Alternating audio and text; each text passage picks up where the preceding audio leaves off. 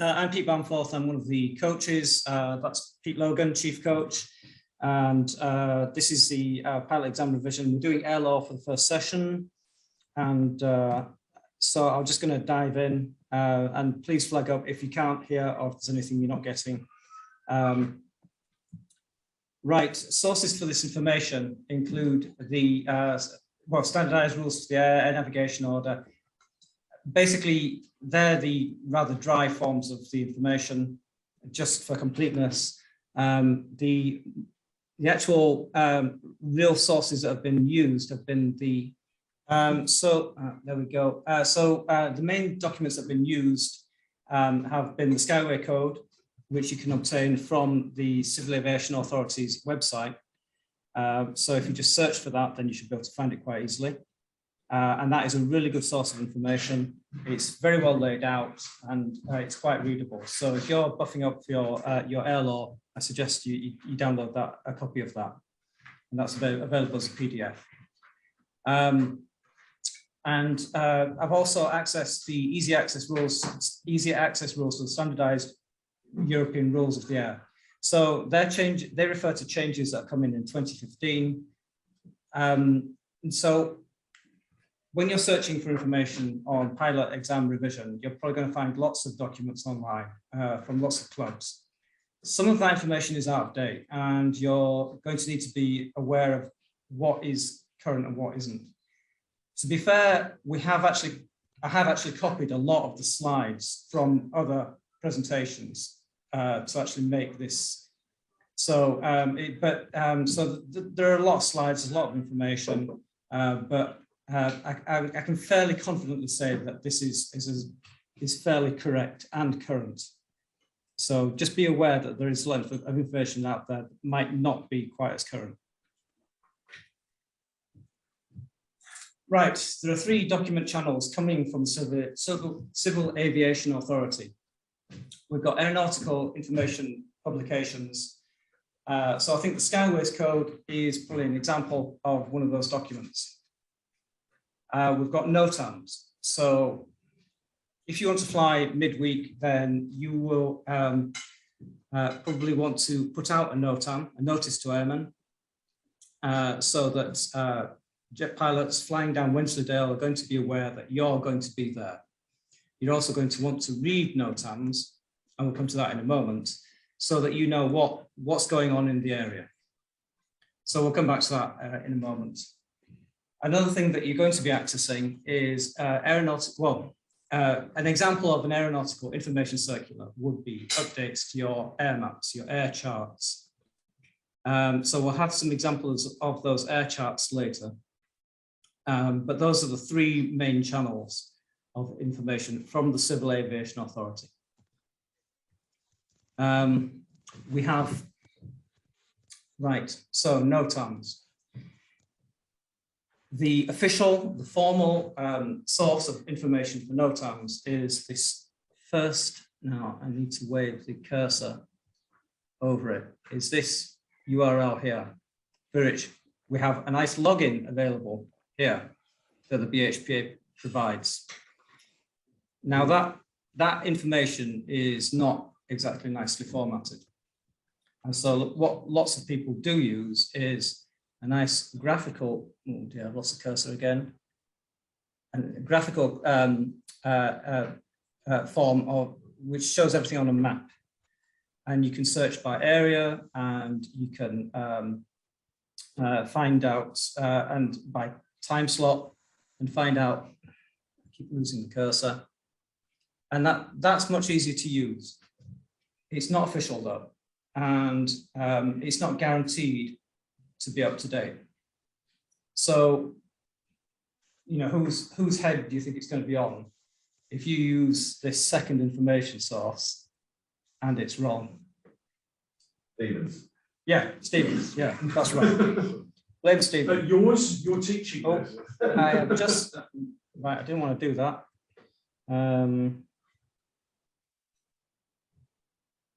Okay. No, I don't know if I'm going to try and do this. No. So having technical issues here. So we're doing this on Pete Logan's laptop. It's Oh, my fault. it's my fault if anything goes wrong. Right. Just whilst we're on the NOTAMs being published nationally, the NATS Air Information Service website is going through some big changes at the moment. So do memorise or do be aware of the information as it's presented on the slide. But in reality, what your apps that give you your cross-country tracking will change in the background. Because to be honest, nobody uses NATS EAD in real life. Everybody uses NOTAM info, but more likely you just use the app on your phone or your device for going cross-country. So which part of that's an exam then? So there may be reference to NATS in the exam, yeah, and the aeronautical information circular. Okay. If you want to submit a NOTAM, so if you're flying midweek and you want to avoid those fast jets or have them avoid you, then you want to submit on this. Then you want to use this URL, and this will actually lead to this URL here, and you might recognise the surname in use there. So I think Pete Logan, you've had a hand in this, yeah. I'll write the code. Pete Logan wrote it. This gives you a nice, easy format, so you can submit your area, your club, and it will give you a list of sites. So it makes it very easy for you. The first URL will actually point to this URL now.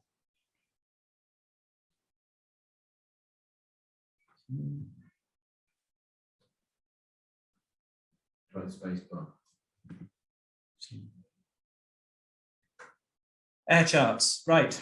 So at some point you're going to need to, now most of us are using devices which will auto update their air maps, but you may want to, you should refer at some point to an air chart, and we'll have some examples of them later.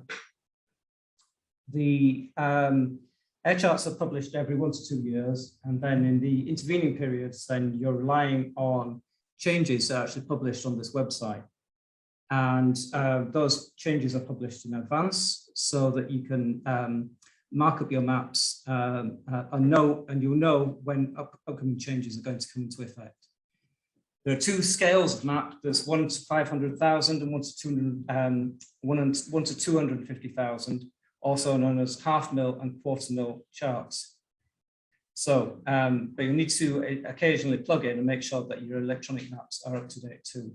So that will come into play when you start to look into things like cross country. Right, low flying rules. We'll get straight into the rules. So I've got 3 here. In actual fact, the congested areas and the open air assemblies rules have been partly converged in the CIRA rules. So, but really, in practice, the changes don't affect us very much. I'll go.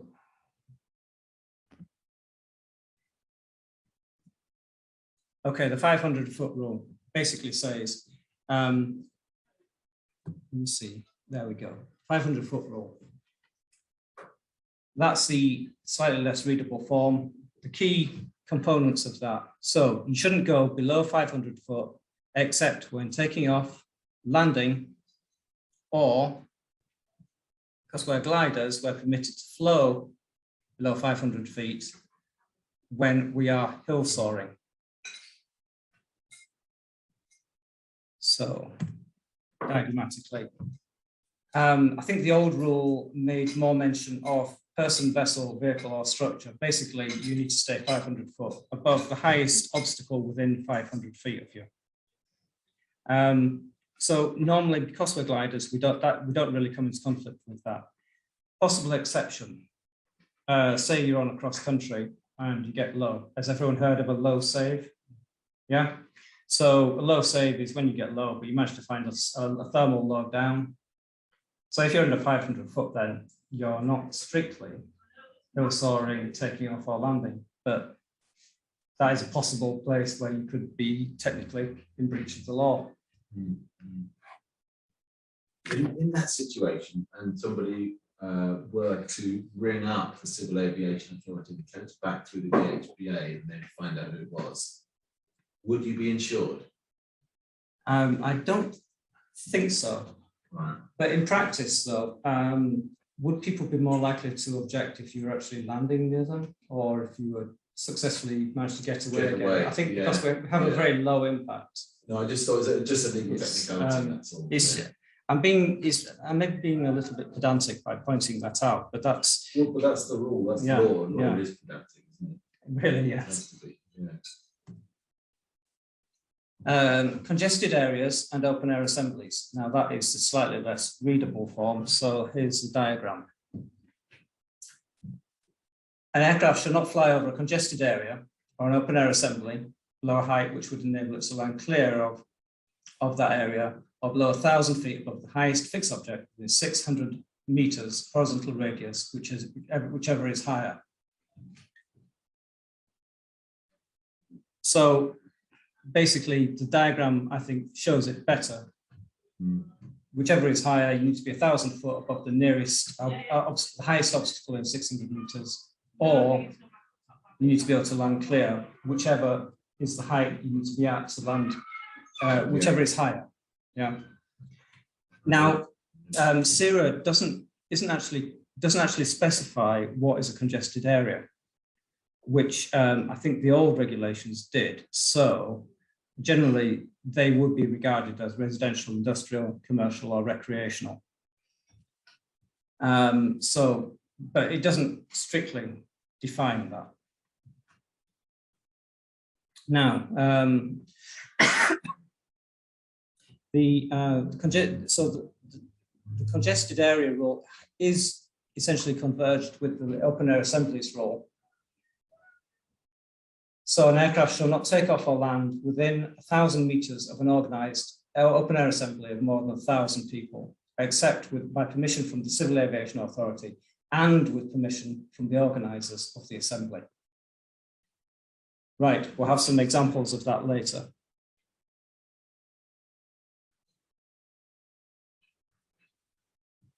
Okay, so we'll have some examples now. You're on a cross country from Bradwell, and your drift is taking you over Sheffield. As you push on, you run out of thermals and you end up landing in a quiet back street. Have you broken the law? One yes? Any no's? No, I'd say you haven't. No. Back street, we're assuming the back street is 600 meters from the highest point in Sheffield, which is, I don't know, but it's a back street 600 meters away. Is it residential? Yeah. Yeah. Is it, have you landed clear? It's a street, but let's say it's a little park next to the It's street. in the park. Recreational, you mean? Yeah. Yeah, you're stuffed, aren't you? Yeah, you're stuffed, yeah. So it does make it interesting because of something like a golf course, you would absolutely consider as being fair game. That's a very safe place to land. Yeah, or playing field or something. Yeah. Well, yeah. There's someone's playing. Okay, and so everyone on line, does anyone else want to voice an opinion? Do you agree with that? Yeah, Mark said yes. Yep. Okay, right. Okay, so you're on, let's try the second scenario. You're on another long cross country and you're feeling pretty tired. While overflying the Leeds Festival, you see the stage and you think, God, that must be about 200 foot high. And you check your altimeter, and you just have to check it. It's 1,500 foot above sea level. You decide to land just 1,100 meters the other side. You're thinking it's going to be dead easy to hitch a ride because there'll be loads of cars going past the Leeds Festival. And later you check on an OS map and you see that the ground is 400 foot above sea level. Did you break the law? My math says no. Would you be 1,000 foot above? So it'd be 11 foot, 11 So you're actually feet. going to be 600. Yeah, yeah, you broke the law by 100 feet. No, because you're landing 1100 meters on the other side, which is enough. Yeah, but you haven't been 1,000 feet above the stage. You weren't, because you're 1500 minus 400. So Yeah. you're 1100 feet above okay. the stage. So you Oh, need to be- okay. You'd be 1000 foot above the stage. No, you need to be 1,000 foot above the highest object. You need to be 1,200 feet. Oh, how how's the stage? The 200 feet. 200 feet. So you're out by 100. You're at 100 feet. I missed 200. Yeah. Yeah. Right. So have we broken the Yeah. it's a height rule, yeah. Yeah. Congested area rule, essentially. They are kind of converged, but right. So do we have anything contributions from online? Mike was just talking about the Sheffield example, nothing on the Okay. online. Do we have any Ionella, Mark? yeses and nos for the Leeds Festival? Okay, there's no volume coming through at all at the moment. So okay, you just have to type your responses because we can't hear you at the moment. Yeah, so Mike says yes, he agrees by 100 foot. Okay. Right, I'll move on. Right, collision avoidance rules. First and foremost, you need to prevent collision. So so there's no use at the end of the day saying, but I had right of way. At the end of the day, you need to avoid collision. But so an aircraft must not fly. So yes, you have to take every possible measure to avoid collision. Shouldn't fly in formation unless everyone's agreed. What do we call formation? I mean, we do tend to. I mean, if you go across country, you're going to end up being called a gaggle, really, don't we? Are you really in formation? No. You're not doing a V-wedge, are you, or anything like that? Or Yeah. might be. You're probably going to be flying circles around each other. Yeah, I You mean, know, thermally, I about- was going to say that's formation, isn't it? You know, 30, 40 meters apart. So kind of, yeah. But generally you're going to be everyone knows what you're doing, yeah, if you're on XC. So right. An aircraft which is obliged to give way must avoid passing over, under, ahead of another aircraft. So we've got one example there, which is a convergence rule, which where that kind of makes most sense. We'll come to that in a moment. An aircraft with right of way should maintain heading and speed. And that kind of, for me, comes back to take all possible measures to avoid collision. So, And the right of way is that's down to the slowest as the greatest right of way. no, No? no. Oh. Okay, we'll come to that. Types of aircraft. Right. We'll come to That's not that. necessarily direction. I think that's boats, though, isn't it? Boats. Okay. An aircraft in flight are operating shall give way to aircraft that are landing or in the final stages of approach to land. What happens if you've got two aircraft landing at the same time? Yeah. Then the higher aircraft would give way to the lower Yes, aircraft. the lower aircraft has got right of way. So Right. it accelerates to the ground. Okay, so that on landing approach, the higher aircraft gives way to the lower aircraft, and then but generally aircraft should give way to aircraft that are on final approach. They have the highest priority. Okay, so this is a typical example. Two aircraft are approaching head on. What does everyone do? Everyone turns right. If you've got a ridge on your left, sorry, if you've got a ridge on your right, can you turn? No. So the person, so if you're flying down a ridge, then the person with the ridge on their right would maintain course. Right, that's head-on approaches.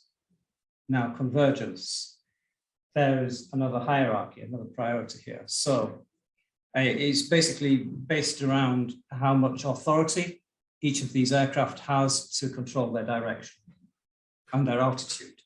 So balloons have least authority, so they have the highest priority. So paragliders should give way to balloons, airships should give way to paragliders and balloons, and powered aircraft should give way, heavier than aircraft should give way to everything else.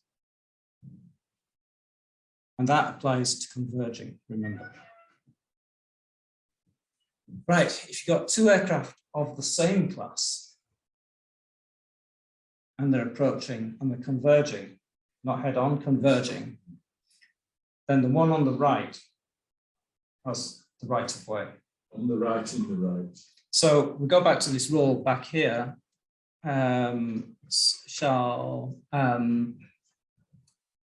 Shall avoid passing over, ahead, or under or ahead, over, under, or ahead of the other aircraft. So basically, generally, that kind of implies you go behind them. Yeah, that's how.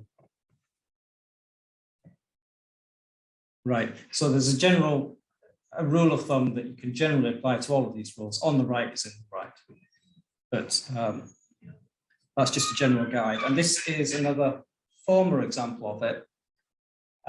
So there used to be a rule before Zero. And if you are following a ground feature, like a river or a road, then you would normally fly on the right of that feature. And that is no longer a mandatory rule in Zero. But it's good, it's good practice. Yeah, but you can't guarantee that anyone coming the other way will necessarily be conforming to that. Mm.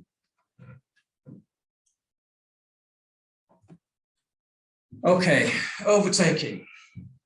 Right, so the overtaking rule. So most aircraft, when they're overtaking, they should overtake to the right. But for us as gliders, we can actually overtake to the left or the right, but we have to maintain good clearance. Who has priority when overtaking? The overtaken. The aircraft being overtaken has priority. Okay, right, scenarios. You're flying down Wensleydale on a cross country and you see a Tucano approaching head on. Who has right of way? What's the Tucano? It's a Brazilian tropical bird. It's a light trainer. It's a light military trainer with a prop engine. Right. Oh, if it's that one, it will chop you into very many small pieces. Oh, well, you have right of way as a flyer. Yeah. Yeah, because they have a better. They can fly immediately up, can't they? You can't fly immediately up. They're powered, so they should give way to you. Yeah. Talking about converging rule. Talking about head on here. Oh, okay. Oh, well then, I mean, I still agree that they should give way, but you should both go right. Yeah, they both go right, but that's got right. Both go right. Yeah. Yeah. Online, are we agreeing with that?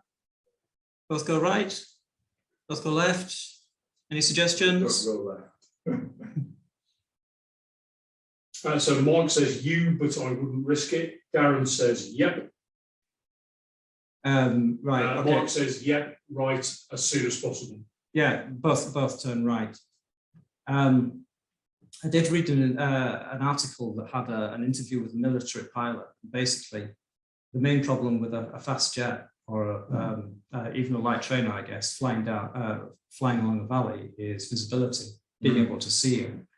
And so, I mean, this is just informational, but you know, one of the so his idea was that you'd be better off going into a spiral dive because the wing would be more visible at times. Plus, it'd be kind of as you go around your spiral, your wing would be kind of blinking in and out to the fast jet pilot.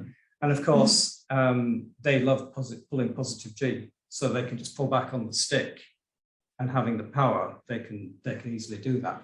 So it's a case of, yes. If they fly above you with a load of jet fluid, you know, backwash from their jets going in, you're going to be on the ground. So generally, anything that fast is quite clean through the air. Okay. In terms of wash, helicopters, commercial aircraft, light aircraft, the trainer, they're not heavy enough to have that kind of turbulence around them. So that's informational, but technically, but you should both turn right. But it's a case of being seen as well. What angle, when you put in that scenario, what angle, you say it's going in a circle, but what angle are you most visible? If you turn 90 degrees to them, are you more visible at 90 degrees? I think head on. Are you more visible head on? I think head on you'd have very low visibility, but so you'd have better visibility if this on the side of your wing. Yes. But obviously, if they could, you know, I mean, the spiral dive is an idea, but it's a case of, you know, you have to be judging the actual direction very well to make that decision. But technically, so I mean, we're discussing air law here. Really, you know, the thing you should do is turn right, according to law. This is, we're kind of preparing for the exam, but that's kind of the kind of dilemma that you could theoretically face. Yeah. Okay, right. So later you see the Tucano approaching from 90 degrees to the right.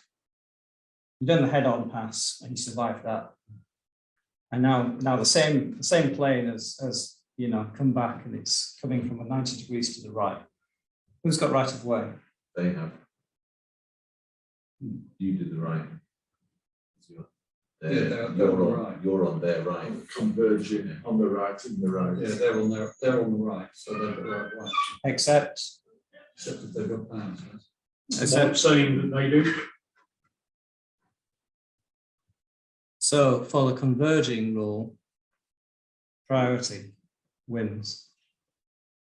Okay. All right. So head on isn't converging. Exactly. Oh, right. So yeah. Okay. Is this okay? Right. So yeah, converging is when you're flying a near parallel path, but coming together. Yeah. And so the first example is, so it's head on. Yeah. Distinct from converging is the head on. Yeah. Okay. Yeah. All right. And then converging. So this is the converging example. Yeah. Yeah, effectively, the difference between converging and collision avoidance or head on, it's happening. Whereas convergence, it will happen if both continue on the same course. Okay. So you apply the precedence, aircraft type precedence to the converging rule only. Yeah. Right. Let's go back to the scenarios. So later your mate catches up with you on a paraglider, and she's approaching from 90 degrees from your right. Yeah. What about now? Who's got priority? She has. You same class, yeah? Yeah. She's good. Same class, so she's got priority. Right. While you're ridge soaring, you find yourself below ridge height with hill on your left. A glider at ridge height is approaching head on. What do? Swerve and move out. You turn right unless you feel as though you're Right. okay. Okay. We're below ridge height though. Okay. Yeah, but even so, you're on a you're going towards one another. That's sort of clashing of two priorities there, isn't it? Because you're close to land, so you should have priority. But And you're landing? No. yeah, you're probably not landing. Slow You're landing. below ridge height. But they might think you're landing. The safest thing is actually going back to the first golden rule. Safest thing is actually to move out. Yes, technically you should turn out. So I've seen some of the guidance has been that I've read has been that the lower aircraft has priority. That only applies to the landing approach. Yeah, doesn't apply to the other rules. Okay, right. So if it's the other way around, if the slope is on, the other way, it's reversed the situation, and the slope is on your right, and you're below ridge height, the other's coming towards you at ridge height with the slope on their left, so Yeah. it's reversed. Would you not have right of way there?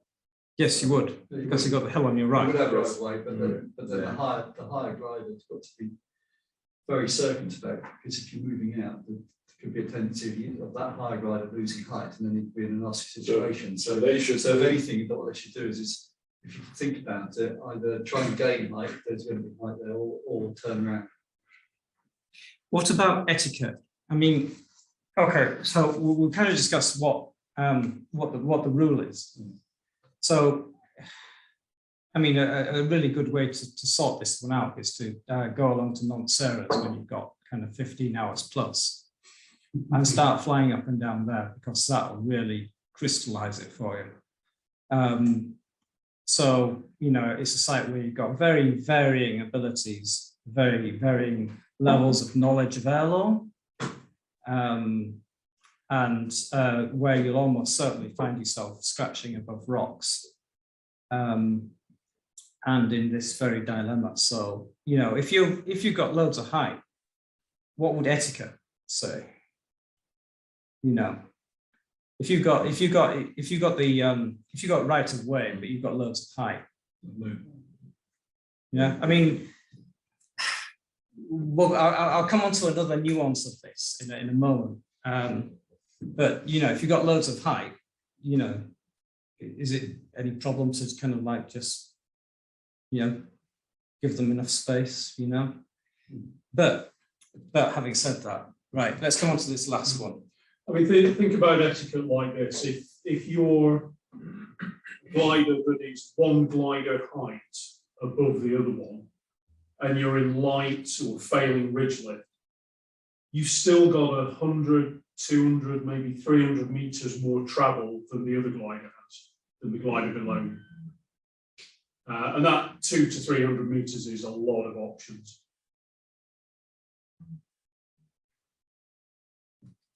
Okay, right. So to just put another nuance on this as well. So the final scenario, while bridge soaring with the hill on your left, you see a glider coming the other way. And based on your current course, and I'm thinking about Montserrat when I wrote this. Basically, so based on your current courses, you're going to pass with about 20 meters separation. What do? You turn away.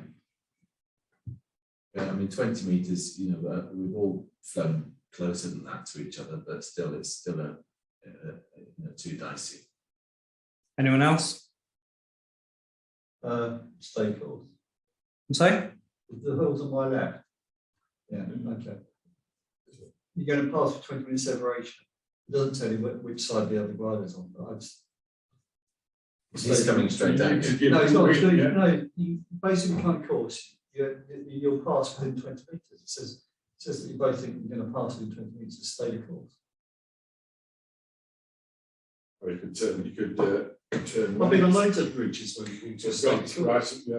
No, but if it was head on, the glider coming towards you would have. You've judged that it's not head on, so then it'll stay. Yeah, 20 meters. Right. Though, that Like was saying do a 180. Do a 180.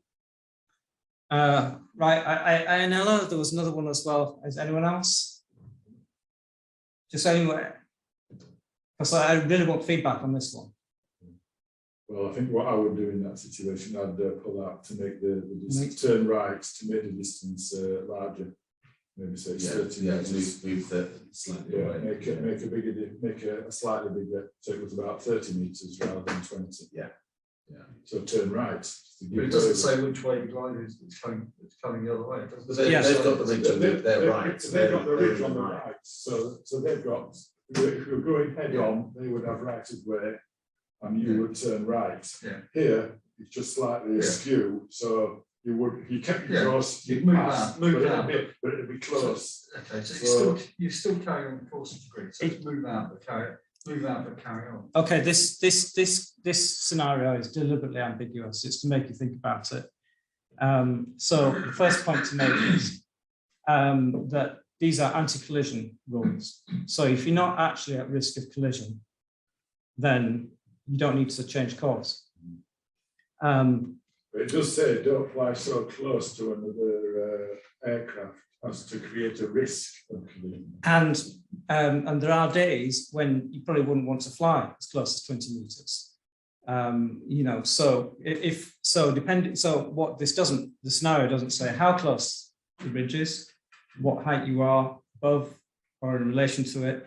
It doesn't say if it's turbulent.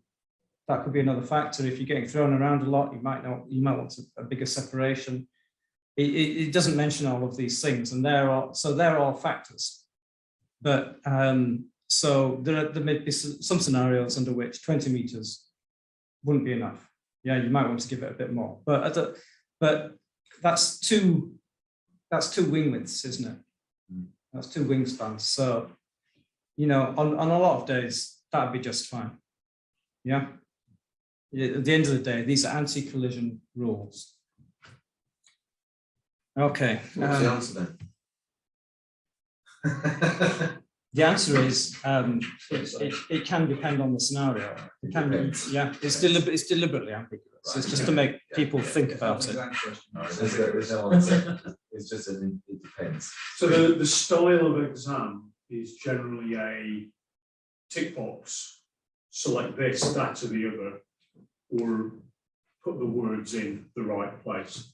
So you're not asked to judge these kind of ambiguous situations and give an ambiguous answer. If there is some ambiguity in the question, at least the answer is definite, that you tick one or the other. So we won't get a question like that.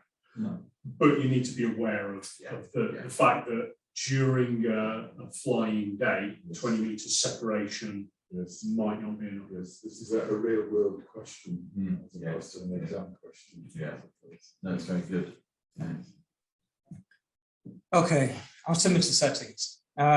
Right, so that's, we'll start with one approximation that air pressure falls about 1 millibar per 30 foot. Another approximation you might hear is 30 millibars per 1,000 foot. And obviously, if you do the maths, then they don't quite add up. But they're approximations at the end of the day. And we might actually look, that will matter to us later. So everyone's familiar with synoptic charts. You've probably seen them on the Met Office websites. So you're probably familiar with pressure. Obviously, if it's below 1,000, that's quite low.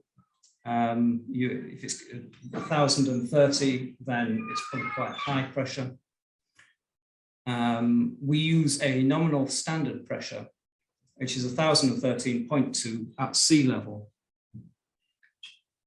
Right, another concept you're going to need is flight levels. So with flight levels, if the pressure at sea level is the standard pressure, then the thousands of foot that you get above that, you take that height in thousands of feet and you drop 2 zeros, and that gives you your flight level. So if standard pressure, if the sea level pressure is equal to the standard pressure, then at 24,500 foot, you're going to be at flight level 245. Yeah. Dress up warm. Yeah, and maybe carry some oxygen. Right, now it's useful to know that flight levels go up in high pressure and down in low pressure. And we'll come to some of the examples with that later. Right. So just repeat that. Flight levels go up in high pressure and down in low pressure. That's a really useful rule of thumb. Yeah. Right. A lot of this is stuff that you will never use in practice, but obviously it does appear on exam questions. Right, so there are these three values, and sometimes these the acronyms that we nominally use are actually just kind of not necessarily correct, but just starting with the first one, QNH is given as a pressure reading that the pilot would set on, query nautical height, it's the height, it's a pressure reading which would allow the pilot flying in that area to see height above sea level. That's pressure reading that you set on your altimeter. QFE is a pressure reading that you would set on your expensive altimeter, and that would give you the current pressure at ground level on the airfield. So therefore you could show the your height above the airfield. QNE is a height reading for when the aircraft is on the ground, when the pressure at the aerodrome, with the pressure setting of 1013.2. So that height is roughly analogous to your flight levels. So you just want to be familiar with those, and the acronyms kind of maybe help you remember them, because they can come up in the exam. And we might come back to some of them later. This is another example showing the flight levels, how the flight levels change with pressure. So I need to use the cursor here. I don't know if you can see the cursor. Yeah, if you move it slower, because the cursor appears quite small. Okay, so what have we got here? We've got a high pressure. The high pressure is here. QNH of 1023. So that's 10 millibars above standard pressure. And that 10 millibars multiplied by our 30 gives us our 300 foot.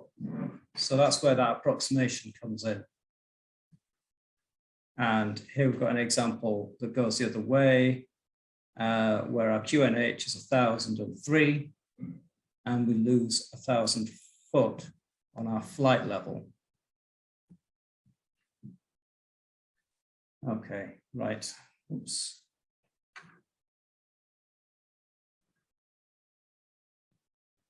And basically, you just need to learn those acronyms and roughly what they mean for the exam, and then you'll never use them again. But the flight levels will come into play, though. You will need to know about your flight levels. INL was quite amused by that. Okay, so after a long cross country, you're congratulating yourself on scraping under a block of Class D airspace, and then realise that it was a flight level 45 instead of 4,500 a foot above mean sea level. You look at a synoptic chart which tells you the pressure was 1020 millibars. So do you want to submit your flight to the XC League? So 7 times 30, so that's the difference. So yeah. Yeah, 210 7 times 30 is 210 feet. 210, right? So you just scraping under it, which means you're just under 4.5. and you were This is I take it as a standard day, so we're too high. just scraping it, and it was that. It's right pressure. It's high, So therefore you were up. No, you don't want to. You've been in it because you've been higher, haven't you? Yeah, you've been You've higher. been higher. So you've been higher by. You've been 4,710. You would have been into it then. Yeah. So Yeah. no, you don't want to submit it to the XU. Yeah. Okay, so you thought that you just scoped under 4,500 Yeah. foot, and then you find out that it was a flight level, and in a high pressure, the flight level would go up. Yeah. Yeah, Oh, but okay. you were working in feet above mean sea level. So you Yeah. just scraped under 4,500. Flight level's gone up. 4710. Well, we don't know. Well, if it was a standard Yeah. day, Okay. Yes. so we were above it, we were in the airspace. That's not what I read. Right. So wait a minute. So actually, yeah, okay. So it's actually a minimum, right? Okay, it goes the other way, isn't it? So the airspace stops at 4,500, right? 4,500. We've actually had more lift, so we're actually further above it. Because the airspace isn't above us, is it? It's It's below below us. us. You've been working in feet above mean sea level. You stayed at the 4,500 feet. The flight level on the day was actually higher than 4,500 feet, wasn't it? Yeah. So you've been higher. Yeah, but you were working in above mean sea, in sea level. Yeah. Yeah. So you're actually safe. And what's that? Oh, agree, Pete? because the air space is fixed at 4,500 feet, but the flight level No, depends on the flight, actually the airspace moves up and down with the flight level. Okay. So the airspace moved up. Yeah, so the airspace is above you because is it one of these ones because they're coming in there? No. It doesn't matter what its shape is. You only need to know what the underside of it looks like. And the underside is higher than 4,500 feet above sea level. Oh, So the important thing to grasp here is that large chunks of airspace can actually move up and down. Yes, depending on whether it's a low or high pressure. Yeah. Day. Yeah. So that's a high pressure. That's a high pressure day. So, So yeah. slightly high pressure. That's 120 millibars. So it's actually the flight level is actually slightly higher than. Yeah. It's gone up a little Airspace moved up. bit. Yeah, Yeah. Right. Airspace give you a bit more Yeah, space. that's it, what we said. Yes, has moved up a bit. Yeah, the airspace moved up, but you're still at 4,500 feet AMSL. Yeah, yeah. So you're So all right. actually on the day, that airspace would have been at about 4,700 foot Mm. because 7 millibars, the difference between 1020 and 1013.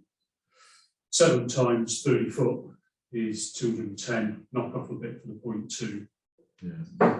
I have to say, what I don't know, the guys who check your airspace on the day, who check you upload your XE file, you'll have more experience with this.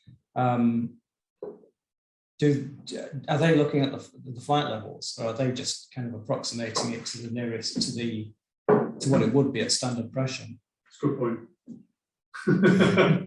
So in actual fact, a lot of the flights that we do are under not flight levels, but actual above mean sea level levels, actual altitudes. So flight levels, I would say, are probably less of something you'll encounter. There's certainly flight levels. You've got flight level 5.5 if you're going cross country from Lloyd's Seat, or if you're on a nil wind day from Bradwell Edge. So in Derbyshire, there's certainly flight levels that you will encounter on a cross country flight. Yeah. Okay. Okay. That's a good one. Well, Yeah. we'll do some more examples later. We'll look at some air maps. Okay.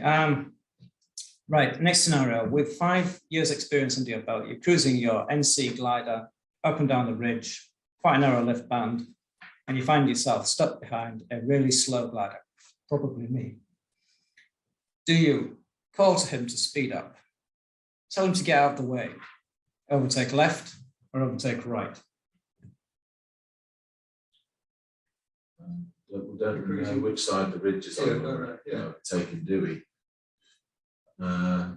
We're assuming the ridge is on the left, then you'd be tempted to overtake right Yes. to be away from the ridge, but they've got priority and they might be turning right at any point. So temptations, if you have No, you only space, take on the hillside. is to overtake on the left. That- and the The law is used- to overtake on the hillside. That used to be the rule, I believe. Yeah, I don't think it's the case now. right. And still do it. would seem to be safe on the Still left if do you it can. because they can only move out. Yeah, so they'd have to move out. Well, to be honest, I thought the rule now was to turn back. Think where the danger occurs then. Well, there's danger in doing a left because you're close to the ridge. And there's ridge is danger on doing the a right because they might suddenly turn out on the ridge yeah. without looking. So yeah, I mean, I think you're right, Stephen, if you turn right the other way. You can actually overtake either left or right, but you have to give good clearance and they have right of way. Yeah. But yeah, I think you've got a lot of those elements. Yeah. I think you were mentioning on something that I read recently about abroad, they basically they turn back because of the fear of either boxing them in or boxing yourself in. Yeah.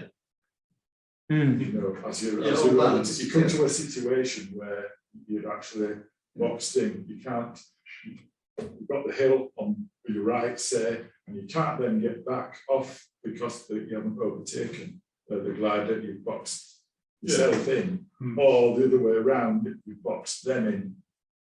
So it's saying that the thing, you know, that the English were actually are at loggerheads with some of those abroad because they were turning round, basically. And Darren says overtake either side with plenty of room, so good clearance. Scenario doesn't Narrow mention wristband. which side the ridge is on. Yeah. But it does say narrow wristband. Yeah, that's true. Yeah. Otherwise, it's So you- deliberately ambiguous. It's to make you think about it. But yes, I would say overtake legally by law. You can overtake left or right, but giving good clearance. But yes, you still need to kind of think about how you're going to keep that safe. Yeah. Yeah. So you do have some decision making within that. Yeah. But yeah, law says left or right. Right. Cruising levels. Okay. There's a lot here that doesn't really apply to us. Okay. Now,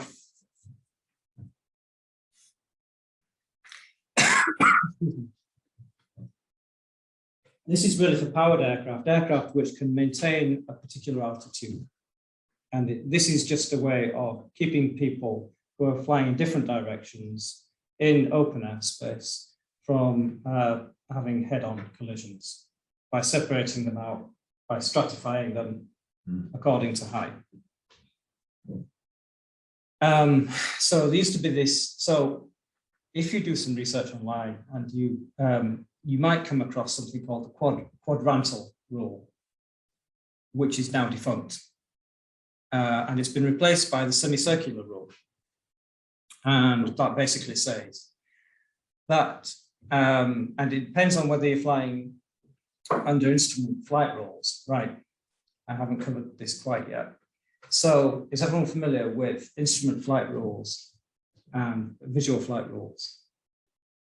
Instrument meteorological conditions and I started visual looking at these, meteorological yeah, conditions. So in G airspace, if it's flight level 45 and over, you need 8 kilometers. So I'm on the right tracks Yeah, here. that's You the need an 8 kilometer visual. flight. Flight level 100. Flight level 100, right? Yes. So if you're above flight level 100, for visual flight routes, you need 8 kilometers visual flight clearance, as it were, and 1,500 meters. What am I? We're swapping around on doing the IFR and VFR first. Or is that a long way down? Might be a long way down. Yeah. And 1,000 feet vertical clearance of cloud. Okay, I've jumped ahead. We'll kind of ad-lib from here. This is old. It's a little bit out of date. I've got another more current diagram. You will also find an equivalent diagram in the Skyway code. And the pilot handbook. The Skyway code. So I did this in January last year, and there was version 3 of the Skyway code, and we're now on version 2 of the Skyway code. Then we're now on version 3. So, and I do know that there is a change for Class D airspace, which came into effect in May this year. So that's, but I don't think that one actually applies to us, but it's worth. So those are your information sources, as Pete mentioned. Guaranteed questions on this, usually Yeah. more than 2 in the exam. Guaranteed questions.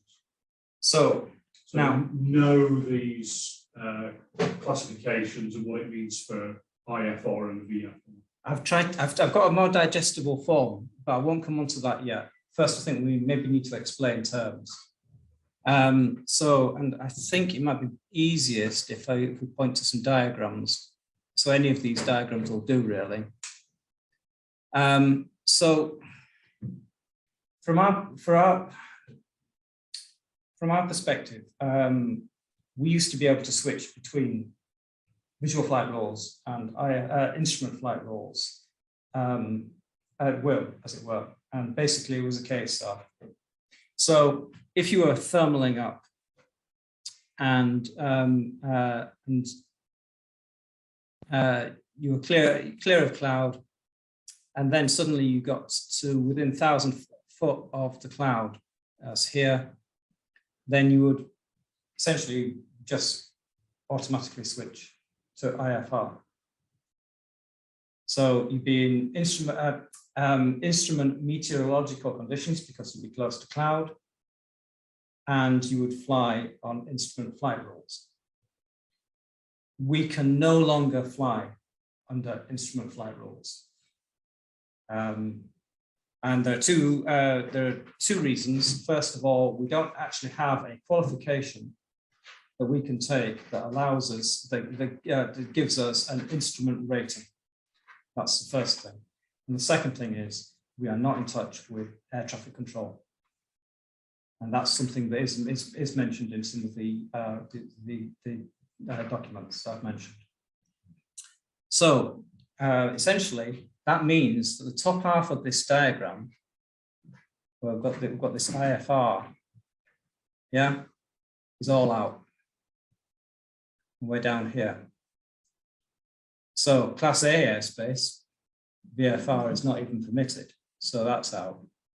But I'll move along to, but really it's about if you have the visibility, then if you have low visibility, then you're going to be flying on instruments and you're going to be flying by instrument flight rules. That's simply what it's about. And there are various criteria for that you're allowed to have for flying under those rules. Right, I'm going to jump back now. Right. So basically, I should reorder these. So this splits things into instrument flight rules and visual flight rules. And this says for your average powered aircraft that can control its altitude, that if you've got any east in your track, yeah, or you're going due north, then you should fly odd numbered flight level, odd numbers, thousands of feet. When you've got any west in your track, or you're flying due south, then you would fly even numbers of thousands of feet. And that would give separation to aircraft that are flying theoretically in different directions. Yeah. Brilliant. Okay. And I think the quadrantal rule was a little better actually for this, but because you can actually be just a couple of degrees out and essentially be flying in opposite directions. And then the VFR rules just takes that and adds 500 foot. So, and these would apply to us.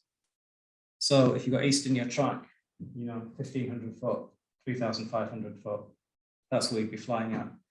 Now, how much of this really applies to us? None of it. Because, so all of this, IFR, we can't do IFR anymore. VFR flights, well, we can't actually maintain a particular altitude, can we? Unless we're flying at paragliding, maybe, yeah? Where we are completely at the whims of the thermals we find. So that's out. And to be honest, down here, it basically says in the UK, there is no requirement for the VFR flights to fly at a particular altitude. But obviously in other European states, it could apply, especially for VFR above 3,000 foot. So you might want to know it for the exam. You might want to study this for the exam, yeah, because it can come up. And it might even come up as the quadrantal rule instead. So you just need to be aware of that. Even though it's called the semicircular system. Well, the BHPA has basically, I did talk to them about this and they said, we're not going to penalise anyone for getting it wrong because they were using the new system when we had an old question. Yeah, so you're not going to get penalised on that basis. Right, moving on. Right. So we've got flight levels and we've got flights above sea level. Now, you will have an opportunity to study air charts later, but you've got, so up to about 4,500 feet, and I know we've got a different value here, then you usually see airspace marked on a map in feet above mean sea level. And then above that, you'll start to see things coming in at like flight level 55. I know we've got 3,000, but I'd say certainly on the northern map, the northern half mil map, there's certainly lots of examples where you've got up to 4,000 feet and then flight levels at 55. So your transition level is the lowest flight level. Sorry, it's just transition altitude is your height in feet above mean sea level, where you start to change from using. So, okay, most of us, if you've got, I've got quite an old device, a parametric altimeter, DigiFly, and it's basically got two settings. Oh, it's actually got three, but basically when you zero it, it sets all of the altimeters to standard pressure. And then typically you'd adjust the first altimeter to your takeoff altitude on the hill on the day you're going to do a potential cross country. And then you'd leave your second altimeter with flight level. So you can switch between the two, and that's how you kind of do navigation. So you've got your transition altitude is the altitude at which you start, which aircraft change from using the first of those to the second. Yeah, using the height above sea level to using a flight level. And then let's switch to a diagram. So you got transition level is lowest flight level above the transition altitude. And then you've got the transition layer between the two. So diagrammatically, that's what we've got.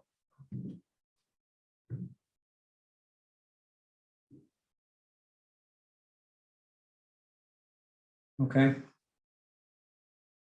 So you just need to be really familiar with those terms. And so you've got transition altitude, transition level. So if you imagine our 4,000 foot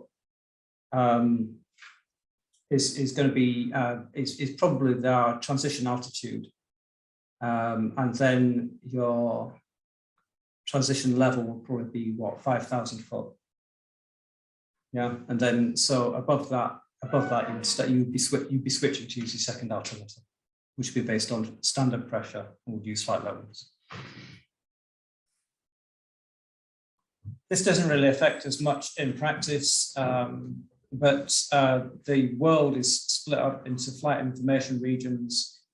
There are two governing the UK, and there are, in addition to the flight information regions, there are upper information regions above those from 19,500 feet, sorry, from flight level 195 to flight level 600. Radios. Okay, right. So again, this is air law. So international emergency frequency 1.121.500. You will get a question on that. The UK national paragliding, hang gliding and paragliding frequency is 118.68 megahertz. Right, magnetic variation. So when you get any kind of map, not just an air map, it has a magnetic variation which will be marked on the map, which will tell you how much it varies from magnetic north, how much true north varies from magnetic north. Yeah, it varies according to location, and that's marked on every map. Then there's magnetic deviation, which is caused by an aircraft's frame. So the airframe of the aircraft, it's of a typical, especially metal aircraft, is going to affect the compass, and that will vary according to heading. Yeah. So you need to know about magnetic variation and deviation. Right. It's worth noting, by the way, if we go back to this, these are based on magnetic track. Yeah. The semicircular or quadrantal rule. Yeah. Magnetic track. So it's not taking into consideration the variation or the deviation. Does anybody know what the magnetic variation is at the moment in the UK, roughly? I'll take a guess at 7. That's a guess. I don't know why I might remember that. About that. I'd say something like that. It varies over time as well, doesn't it? Which one? It varies over time. Speaking as an ex-geologist, to the west, yeah. Speaking as an ex-geologist, we may be on for a magnetic reversal of the poles at the moment. Nobody knows exactly. Sometime in the next 10,000 years. I know, it's a blink of an eye, geologically speaking. Yes, yeah. No, magnetic reversals should be quite quick because you can see them as stripes in rock. Yes. In the Well, they are sea. quick, but they only happen Every few tens of thousands of years. That's right, yes. Okay. When that happens, then publishers are going to make a lot of money out of that. Absolutely, yeah. New maps all round. In fact, it's going to be sponsored by somebody. I've got a compass that I used when I went to New Zealand, so it might just be that will work. You just need to swap compasses. Yeah. It's all right. Yellowstone will have erupted before then. We'll all be living in the dark. Okay, let's get back on that. Anyway, right. Other rules. Nothing should be dropped from an aircraft other than persons by parachute, articles for the purpose of saving life. So if your GPS catches fire, then you might be allowed to throw it over the side. Otherwise, it's ballast, fine sand, or water not in the bag. Or tow ropes at an aerodrome. So a person under 16 years of age may not act as a pilot. You're going to just need to essentially just learn all of this stuff. You may not fly well under the influence of drugs or alcohol. I mean, a lot of this makes sense anyway. Persons must not endanger the safety of an aircraft or cause an aircraft to endanger any persons or property, i.e. Keep your laser pointer pointed at the ground. Yeah, and don't fly into high buildings in New York. Yeah, that's a good one. They broke air law, didn't they? Years ago. Right. So no night flying. Now in the serial rules, there are actually things about VFR at night and special VFR at night. Pretty sure they don't apply to us. Can't see exactly where it says it, but I'm pretty sure it doesn't apply. And logically, if you think about it, if you're 3,000 foot above weatherfowl and it goes dark, then, you know, there's not exactly a lot of lighting around there. There's certainly no landing strip. So you're going to be in trouble. Yeah. So these rules are specific for hang gliders and paragliders rather than all airmen. No, I think they will apply to other things. But like I say, what I'm saying is that things like VFR at night certainly won't apply to us. Yeah. Certainly balloons, so. Yeah. Not to, well, I'm sure I've been in a plane at night. Surely there. The airplanes. Oh, of course, but you Yeah. need an instrument. Yeah. Flying, yeah. flying qualification. Yeah, you're flying under IFR. Yes. Yeah, IFR. So no So VFR flight. yeah, so visual meteorological conditions include not only how near a cloud you are and what altitude you're at, what lighting level it is. Okay. I think this definition is used for driving as well. So you need your lights on half an hour after sunset and half an hour before dawn. Right. It's known as civil twilight. Yeah, so it's, you know, so that one should be Twilight. fairly easy to remember, that one. It's half an hour. Shall I ask about solar eclipses? Yeah, what about finding in the trips? Okay, right. That. Display flight. Pilots must have CA authorization to fly, and each display and display item must be vetted by the Civil Aviation Authority. There's something as well about, okay.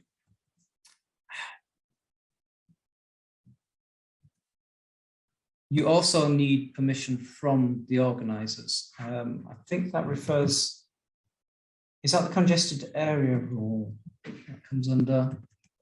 I'm just going to confuse things. Let's just leave that as that for now. Right, valuable consideration. Basically, we can't take money for what we do, generally speaking. There are some exceptions.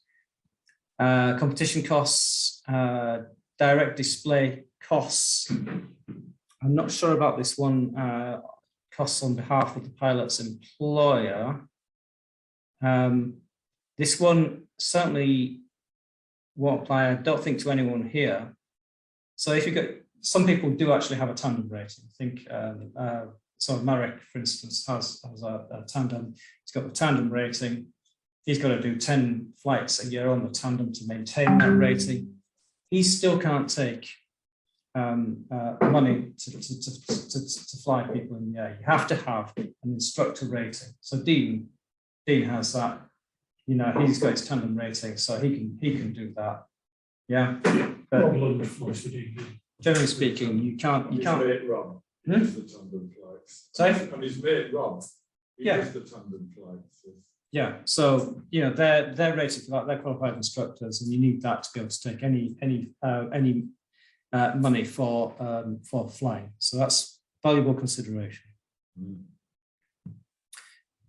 Winch launching. Right. So a glider should not be launched by a winch or cable to height more than 60 meters above ground level, and not at all within an ATZ. Yeah, we'll come on to ATZs later.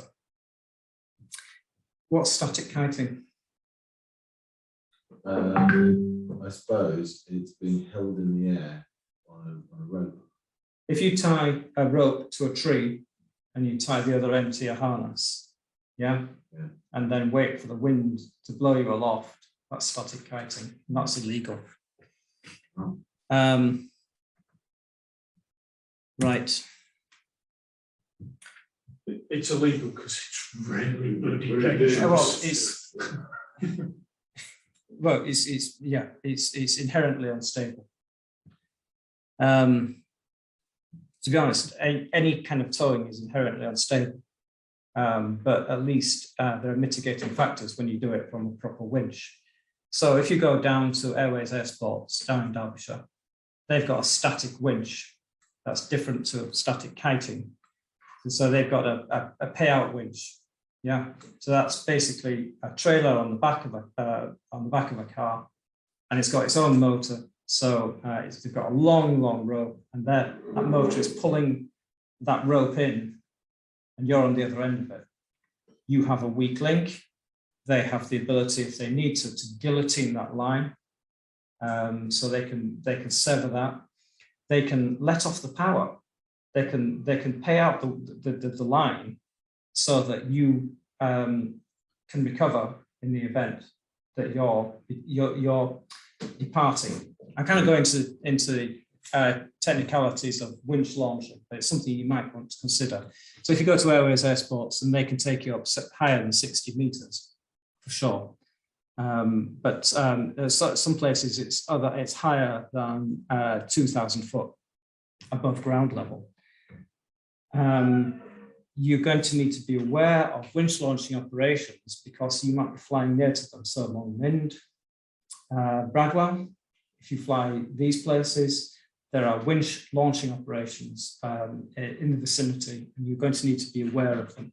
Not in respect of you launching from them, but of gliders launching from them.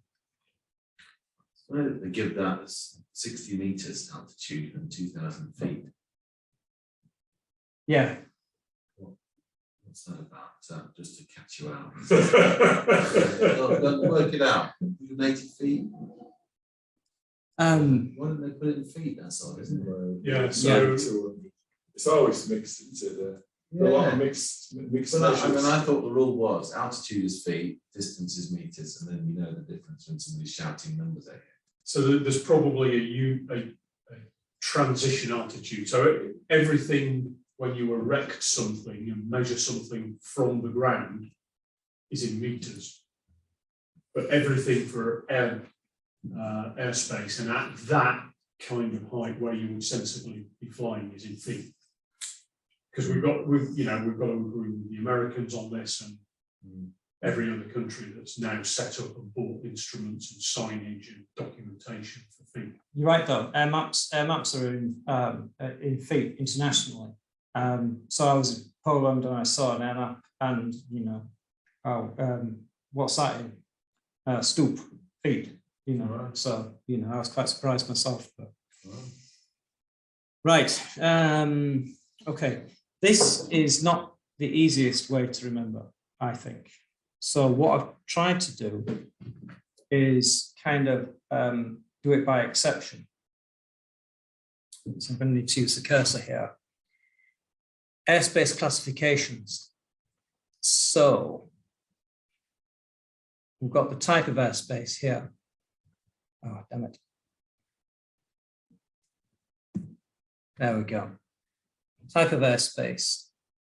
And then we've got, this is just trying to make things clear. I don't know if it works. I'd be interested to see what feedback you give. So as we've seen, Class A airspace, if we look at the left here, VFR is not allowed, it's IFR only. So that's our note there. Do you need to be in contact with air traffic control? So, keep losing the mouse cursor. There we go. Air traffic control contact is required there. Oh, it keeps on disappearing. The cursor keeps disappearing. Never mind. Anyway, Thank you. And does it, because when you go to the edge, it always goes away, There's just so you, something going lighting up. I don't know. there it is. There we go. So air traffic control contact is required for classes A to D. If you can fly in class E airspace, but only in VFR, if you don't have ATC contact. And then for classes F and G, it's not airspace ATC contact is not required. So do we have ATC contact generally? No. No. So can we fly in A to D? No. No. Okay. So I think you mentioned before, Stephen, about the flight level. So flight level 100, you require 100 kilometers visibility. Now, of course, this can come up on the exam. So above flight level 100, you would need 8 kilometers visibility. Yes. And then, of course, we're never going to get to flight level 100. Generally speaking, that's 10,000 feet. 10,000 feet. So it's 5K. I mean, it's feasible, it's possible, but I don't think many of us really do, unless we're like Eva Wisniewska, getting to 30,000 feet. Yeah. You need really good gloves. And oxygen. Well, but I guess that's so. I believe When the you, trick is to actually pass out. And then what's your, naturally Hypothermia as Yeah. well. Yeah. what would you, what would over a that's year what happens, period? isn't it? That's You, two peaks. Over a year period, what would you expect your highest altitude to be? Good year. Would it be anywhere near 10,000 feet? I think I typically, in a good year, I'd expect to get above 6,000 maybe. Right, okay. But not That's a long much. way below 10,000. Oh, yeah. And same for you, 6. I think cloud bases have been quite low this year. So Yeah. this year I haven't seriously been above 6,000. Yeah, so Maybe really once or 10,000 would be almost a once in a lifetime sort of a scenario. So if you- yeah, If you flew into QNIM, it's possible. If you got in the right wave, yes. in the right place, the right time, then you could maybe do it. Yes, Something like that. yes, Wouldn't be easy. Wouldn't be easy. So generally we need 5 kilometers, because we're always be up. Yeah. 100. We'll generally need 5 kilometers visibility. Yeah. Right. And we need to be clear of cloud.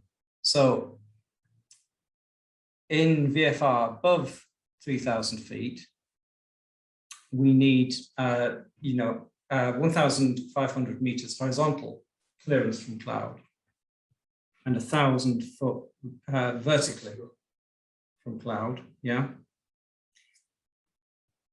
Right. What So is the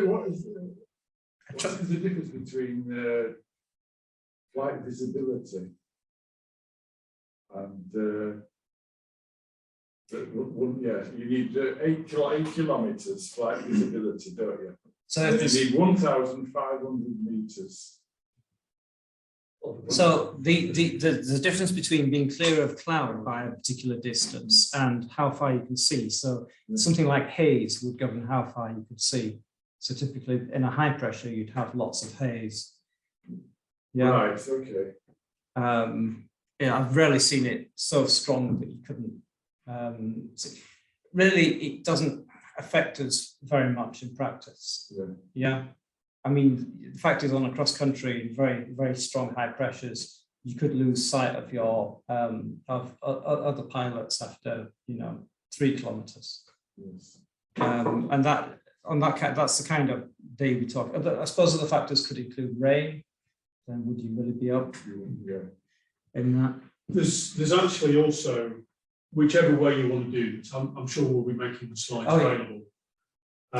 There's another way of looking at this. Yeah, if you just note down page 58 This is a Skyway code. of the Skyway code, and that's got a really good diagram, I think. Whatever works for you, really. Yes. I've tried to do it But this like by I say, guaranteed question. That's the clearest I've seen it. I've tried to do it by No, exception. thank you. So, always struggled with the other one. okay, well, I hope it works.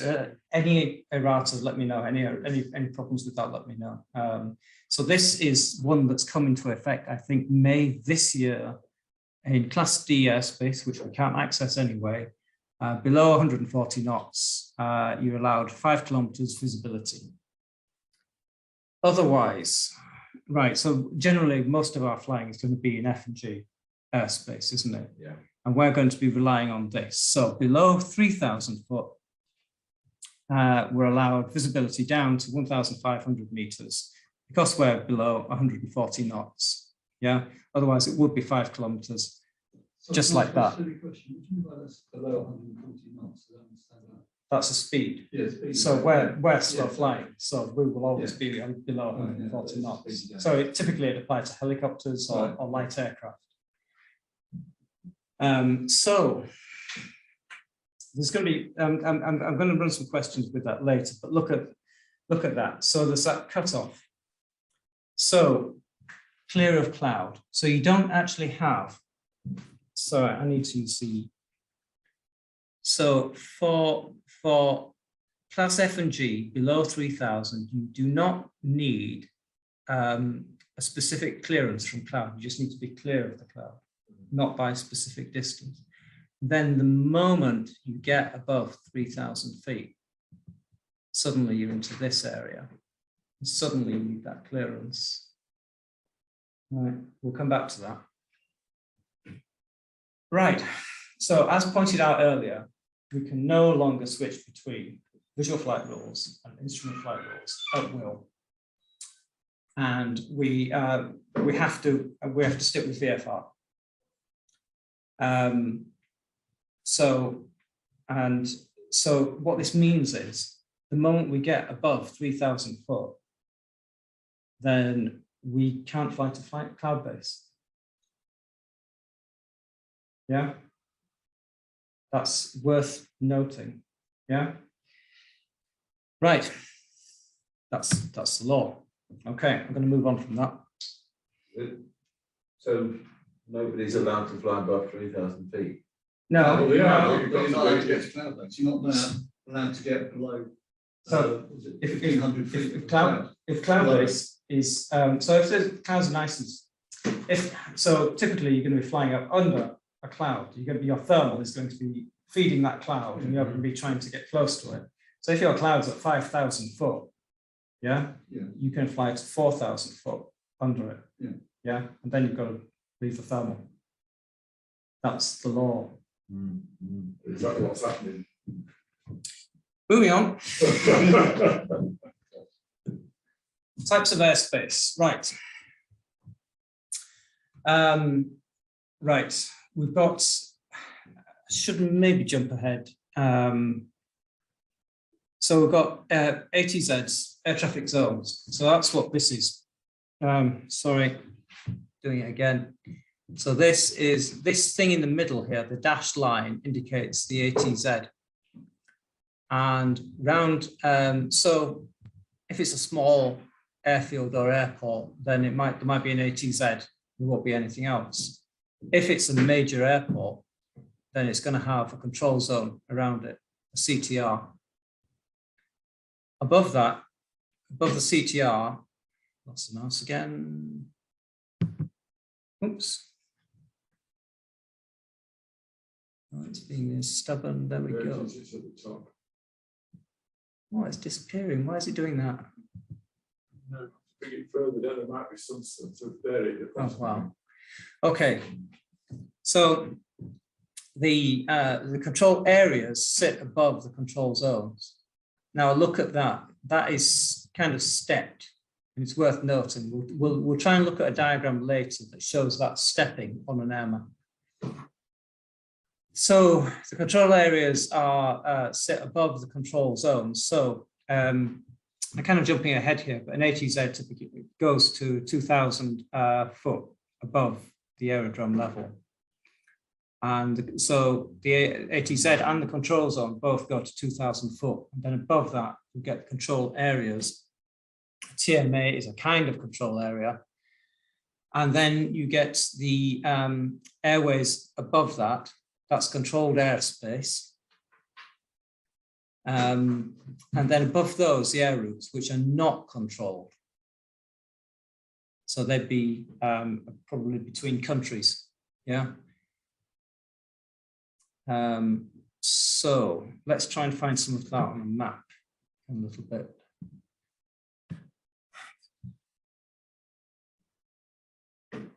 So just to clear it up between control, between zones and areas. Mm-hmm. A zone is from ground level up, is that right? That's the right way, and an area is just A an control area. zone. It can start from 1,000, 2,000 So feet up. the control, and go up to, the control area will sit directly above the control zone. The control zone is ground level, it's 2,000 foot above ground level. yes, it's an air traffic control zone. Yes. Yeah, and then and the area is above that immediately. yes, it's floating. And remember that can be stepped, so that can Yes. contain multiple components. Yeah. So I'll try and find a good.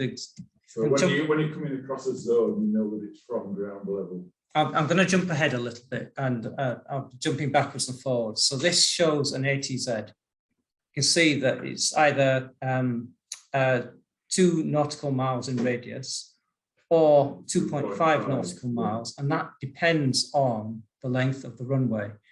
Is it, what's the, now? 1,850 meters, I think, is the cutoff. Yeah, that's right. I think that's right, If yes. it's bigger than 1,850 meters, the runway, then it's 2.5 nautical miles. Right, If is it's less, everyone? it's 2 nautical Quite right. miles. Yep, yep, sounds good. Okay. Very good, very good. Very good, yeah. University challenge. You're starting from 10 then, Mr. Craven. So an ATZ, if you see that on a map, we're not allowed to go into that. Yeah, you need to be in touch with the air traffic control within that to be able to access it. Right, I'm going to jump forward right to a military aerodrome traffic zone, MATS. Right, so that's not 2,000 foot high, it's 3,000 foot high and it's 5 nautical miles. Plus it will have what we will call the panhandle coming off the side, yeah? And so you can see in this top diagram, they've actually got 2 panhandles. And in the lower one, we've got 1 panhandle, which starts at 1,000 foot above aerodrome level and finishes up lining up with the top of the MATS. And within that, we have the ATZ. Can we transit through a MATS? I think you can, but not through an ATZ. That's correct. We can transit through the MATS, but not the ATZ. Right. You'd have to be in touch. Would you have to be in touch with air traffic control to transit? Not the maps. Not the MATS. Not the You MATS. can stumble blindly through it quite happily. Brilliant. You may not want to if it's a weekday and there are fast jets coming down through the panhandle. Yeah, do you want to fly through the panhandle in high traffic? Maybe not.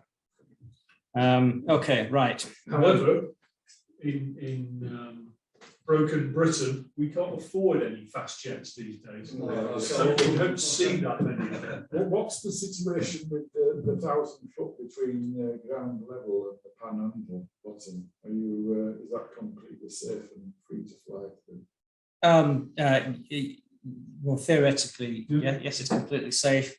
More often than not, you'll be hoping to get over the MATS. Yeah, that's going to be the most convenient thing you can do. But yeah, theoretically, flying under it will be completely clear of traffic, theoretically. Right. You're on a cross country, in the lakes, in Class G airspace. Cloud base is at 3,500 foot above sea level. Cloud coverage is about 80% of the sky.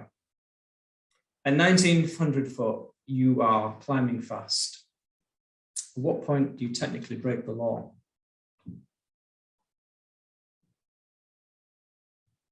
At 3,000, above 3,000. 3,000, because you get above 3,000 and suddenly you're within 500 foot of the cloud. Right. Yeah. Yeah, Mark was right, 3,000 Yes, foot. very good trick question. Yes, very good. Right. On your best ever XC from Weatherford, you end up heading between Leeming and Topcliffe ATZ over the top of the joined maps, but find yourself dipping to 2,800 foot above ground level or above aerodrome level. Have you broken the law? No, 'cause, what's it finishes at, what's it, an ATZ finishes at, 3,000. I thought an ATZ, And a mats is 3,000. yeah, but an An ATZ, you ATZ can go through a mats, but it's the ATZ, Is it 2,000? and it's ATZ to 2,000. So therefore you haven't broken the law. at 2.8, you're okay. Yeah. Yeah, you're okay.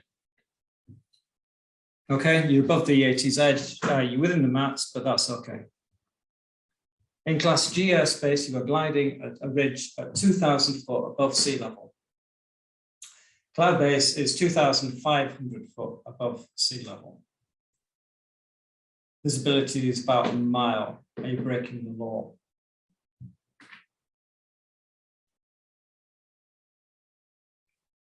No. No. It's below 2,000 feet. Below Yeah, you 3,000. still need 5K, don't you? No, no, you don't. No, no, It's you not in- need 1,500 metres. Not in G. Below, below Gee. sea ground below level. 3,000. It's Below sea just, ground. just visibility, isn't it? Below 3,000 foot, below 140 knots. That's Yeah. right. Yeah. Yeah, so you can have 1,500 meters visibility, and you just need to be clear of cloud That's right. Yeah. And inside of the ground. and inside the ground. No, that's fine then, you're fine. Okay, On your way, citizen. No rest today. right. We'll study some examples of airspace, but these are this is what we've got in terms of A to G. This is how it's shown on the map. We'll come up. We'll look at some examples. All right. Here's an example. In addition to the lines and the marking, we've also got our altitudes, at which they start. That one starts. That's 3,500 plus. It's Class A airspace. That one is multi-layered. So it starts at 3,000 foot as Class D, and then above 3,500 foot, it's Class A. Yeah. Right. This is Class G, I believe. So we can't go in D or A. We can, But as long as we're below 3,000 foot. below 3,000 foot. Yeah. And technically D or E, but we would need VHF radio. No, we can go And a in. license. And in E, we don't have to be in touch with air traffic control so long as we're flying VFR, I believe. For D, Sorry, D. No, I'm sorry, no, not D. I thought you said E. Sorry, Talking about the sorry. Right, yes, D. You would need to be in touch with ATC. Right. Sorry, this is reiterating something we've already looked at. Control zone from ground level to 2,000 foot above aerodrome level. Right. So that's one example of a control zone. Two examples of control zones. You can see here we've got the ATZ in the middle, and we've got the control zone around it. If we go on, we want the more interesting example is going to be the control area above the control zone. Right, and remember what I told you about multi-tiered? Yeah, that tiering. So I believe that will be shown, that will be here. And so these will be stepping upwards away from the ATZ. And all the big airports have that around us, so that stepping you'll encounter on a flight from Stags to Newcastle Yes. or to Middlesbrough. It's a smaller one at Middlesbrough, but it's actually quite big for Newcastle, and you will get it. Start having to think about it over the other side of the A69, Yes. or is it the 66? Yeah, 66. You mean heading for Durham way? Yeah, It's the A66, isn't it? it's the A66. Yeah, near Barnard Castle. Well, it's just after there that you need to start thinking about it. Let me see what we got, right? So this is another showing the airways, I think, coming out of the control area. And that's an example of one there. That's in the chat. Sorry? Is it? Mark was just saying there used to be a nice KML. If anybody uses Google Earth, there are KML files for UK airspace. Yeah. But there's a couple of good websites as well that have it. I think so. If you've got the Skytrax device, then you can actually, well, even if you don't have the Skytrax device, you can actually download the Skytrax airspace onto as a KML, as a Google Earth set of files, and then you can compare your last flight to those, and just to make sure that, because I think they also represent minimum. So they don't show maxes, but they show ATZs. So they're quite useful for showing them the minimum. So where you could potentially have transgressed. Okay, so that's an airway, and that kind of ties it together as well. That's what it could look like. Right, that's another diagram. Must be sick of these diagrams by now. Right, okay, so there's plenty of stuff. I mean, I'm going to make this accessible. I think the idea is really to use this, the Skyway code, and any other information source you can find, and you should be able to study this, and you'll have more or less enough to pass the exam. Winch launch activities, so you'll need this. So Bradwell, Longmynd, you're operating near glider stations. And so here in the first one, gliding is the primary activity.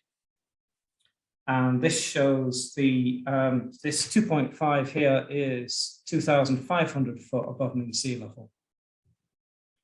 What you can also get is, I think in Bradwell, you get the actual height of the glider station as well.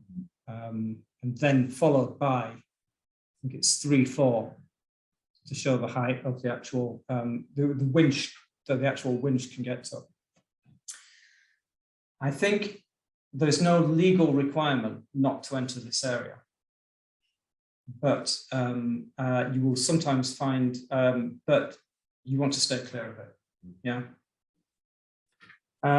Here in the second one, it's gliding occurs here, but it's not the primary activity.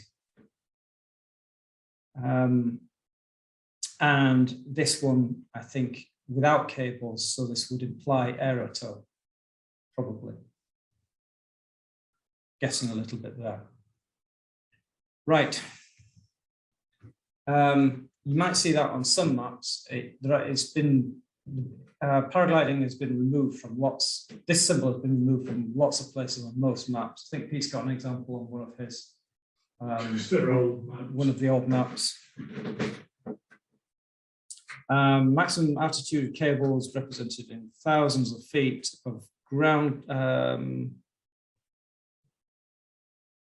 level plus site elevation. So what you're looking at, that second, that 1 point something, 2 point something is thousands of feet above sea level.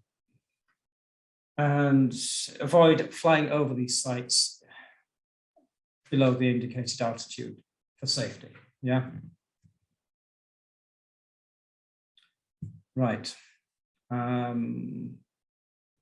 Other symbols. So the main one I want to point out here is free fall parachuting, and we've got another slide on that.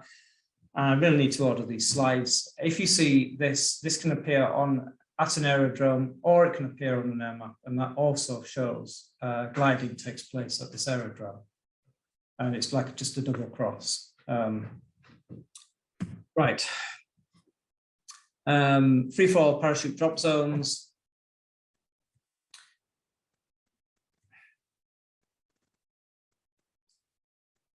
Right. I think there's no requirement not to go into these areas, but it doesn't make sense to do it. And also, it's another reason you want to check your NOTAMs, because your NOTAM could be set up to indicate that the activity will be taking place at a particular time. Also, you might actually see this symbol used in conjunction with a danger zone, or prohibited zone, or a restricted zone, or areas. But really you should avoid these places, especially if you're flying in great weather, then the chances are someone else will want to be up there as well. So it doesn't make sense to go near these areas. Bird sanctuaries.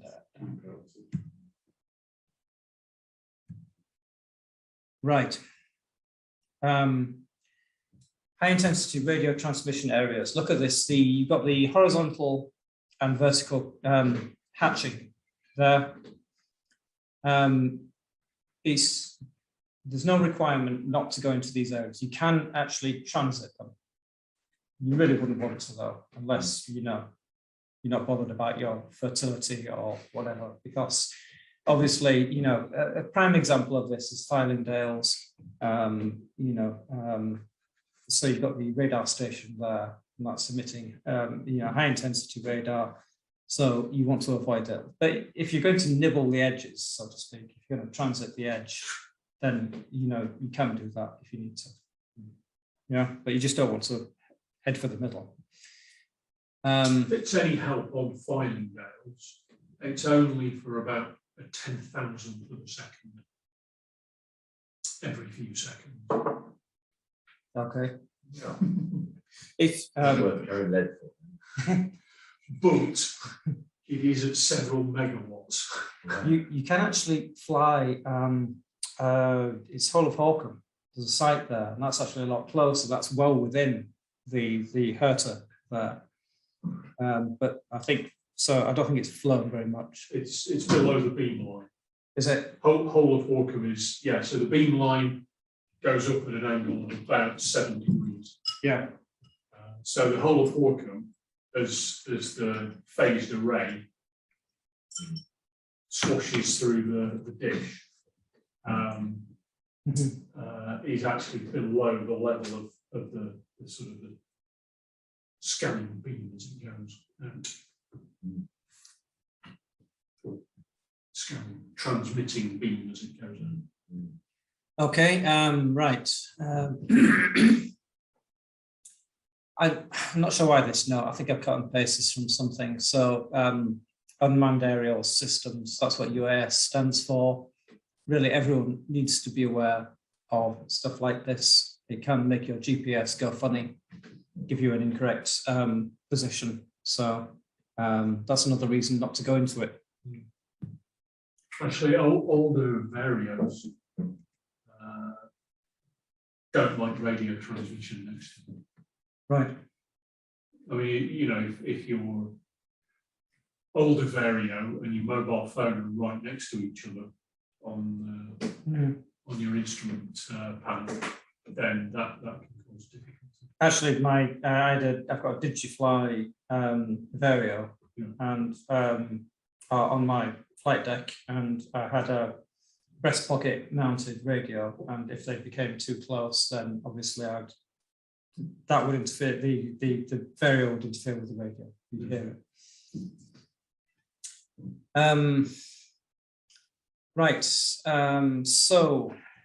these are just some airspace symbols. We've got some examples here. We've got some aerials, high obstacles. I don't know why it's lighted or unlighted. I'd have said lit or unlit, but yeah. So I've got examples of cables there, single obstacles, multiple obstacles. I'm not sure about these 3 diagrams. I'm not sure about them. They don't look very airspace map-ish. There's always a question on these, you know, just trying to get you to get the wording right, particularly on obstacles or high obstacles. So another guaranteed question here, but so sometimes they can be quite tricky on the multiple choice.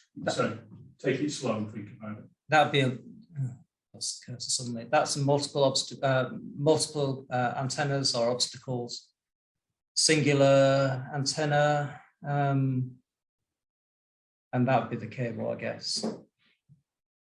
Yeah, basically the top one is only more television mast. There's 2 now. It's 2 now. Yeah, aren't there? Yeah, that's strange, isn't it?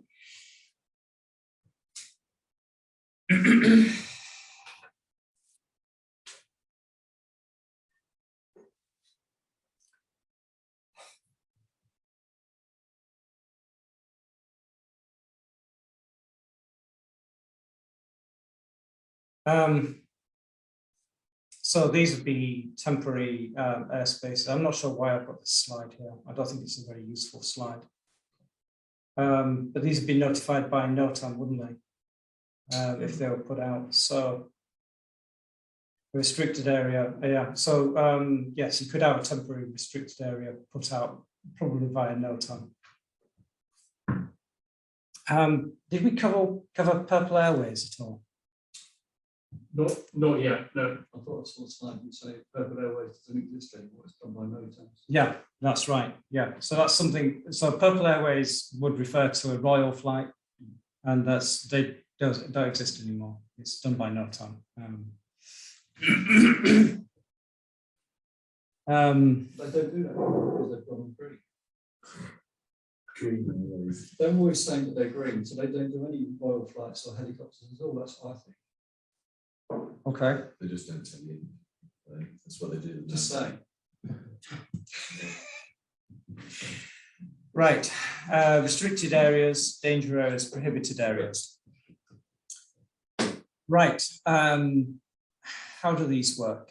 That's kind of the diagram. You're going to see some slightly different presentations on some of these slides, mainly because they're older slides. But what you're looking for is this kind of diagonal mesh, which indicates it. Prohibited areas, for certain, you can't go into. Now, danger areas and restricted areas, you need to find out whether or not you can go in. And in the case of danger areas, you almost certainly need to check that you can go in at a particular time. And so your first assumption on seeing a prohibited, restricted, or danger area is avoid. Yeah. So we'll see some examples later, but of how that can affect us and what we can do about it. Right. So again, this diagram is actually misleading. Now, if you're going to search for this, so that P there indicates that this is a prohibited area, and you're more likely to see that. So if you actually Google this, you can actually, I would look for EG space P106, and it will bring you to a particular website where you have a list of all the prohibited, danger, and restricted areas. If you Google it, P106 is a mining converted GPU from Ethereum and Bitcoin mining. Okay, try R, EG space R423 then. I think that's one that's over Durham. Right, so yeah, so this isn't shown with the diagonal lines on it, but it would have that on a real diagram. It's just that it's an older slide. That's two more examples. So they're both restricted areas. It's the R155 and the R154. Is what you're really looking for, and that's what will actually be shown on the air map. I think that EG is only going to be on a list-based reference. We'll look at some examples later. Right, some examples later. Right, so what have we got here? This is walk-up range, I think, isn't it? Yeah. And so it's D407. So if you look up walk-up range, then you can actually find contact numbers. You can actually give them a ring, and you might take a little bit of hunting around to actually find it. And you can actually say, can I transit tomorrow? You can actually ask them and they'll give permission or not. You might have to hunt around a bit. Now, the danger areas do actually have open access days, because obviously they're ground level activities. The open access days don't imply any kind of ability to overfly. Yeah, don't assume that. You need to get direct permission to transit from them. Yeah. And particularly for walk-up, for you guys and girls on the call, Ed Cleesby often does call walk-up and get permission from it. Okay, and we'll look at some maps later, and we'll see why that makes a difference for us. Right, so we've got another.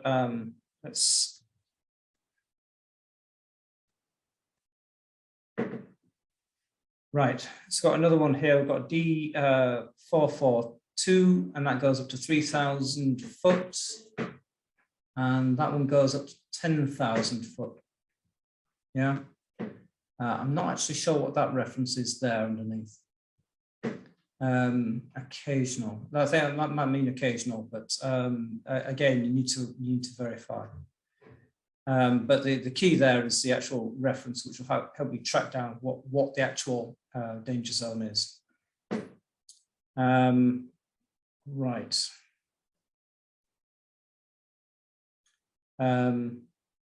Okay, I'm going to move on from that.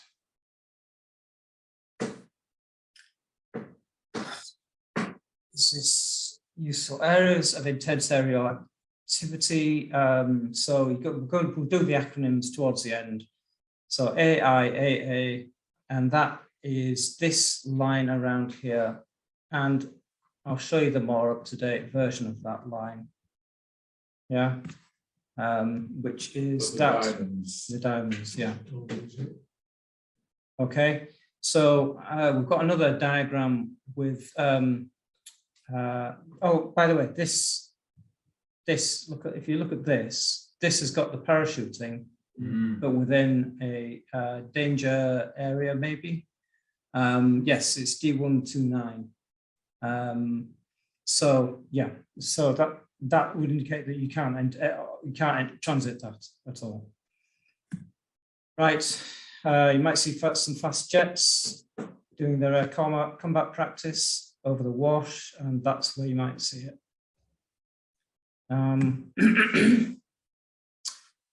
Right.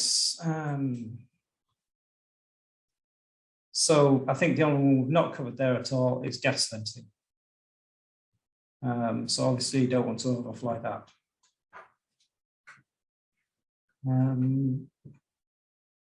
Move on from that.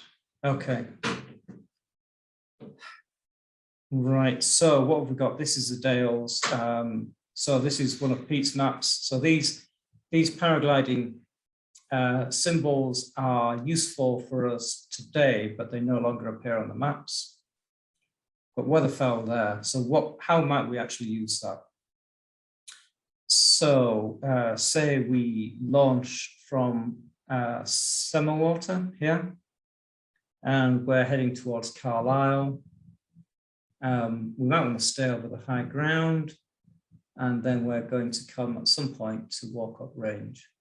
And that's why you might want to have been in touch with them the day before to see if we can transit. Gov.uk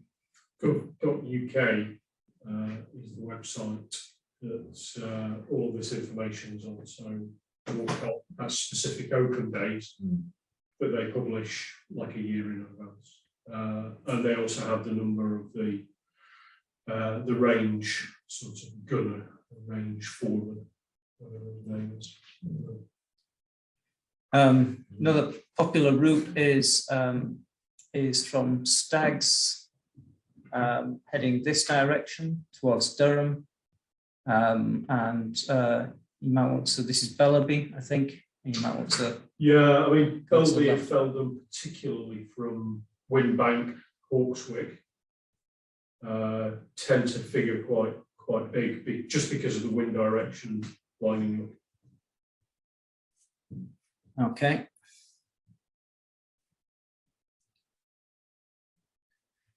Right.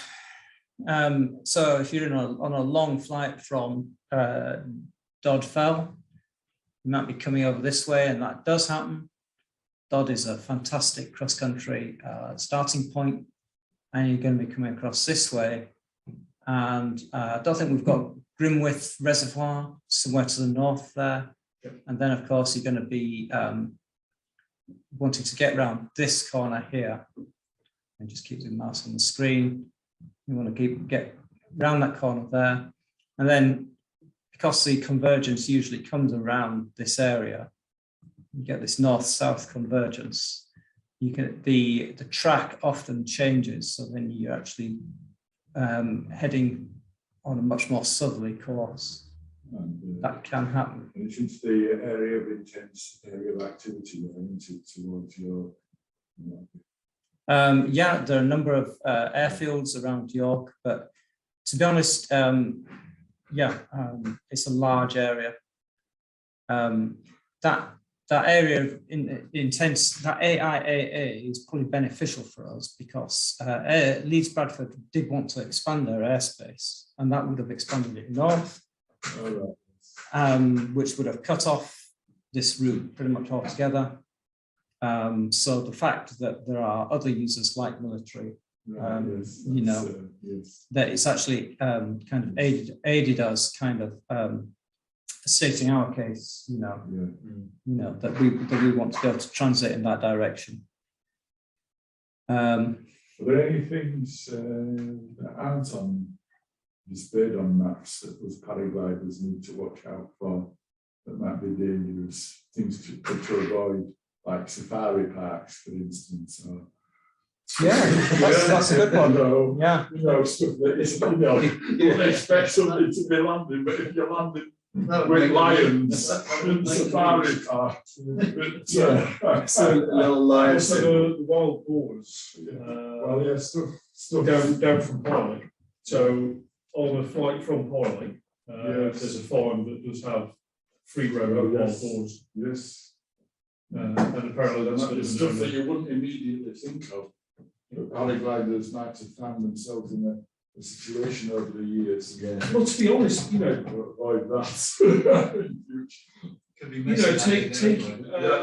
taking the pinch of caution, landing in any field with cows, because you can't sex the cow from any height. Now, if they've got calves, your mum's going to feel quite protective, but also if they're bulls, you know, certainly it's interesting, but if they're bullocks, they're very, very curious. Yes. I've been chased out of the field before now. Yes. I think that's all cows and whatever you think of the bulls. Joe Edmonds, he was rammed by a teaser tub. Yes.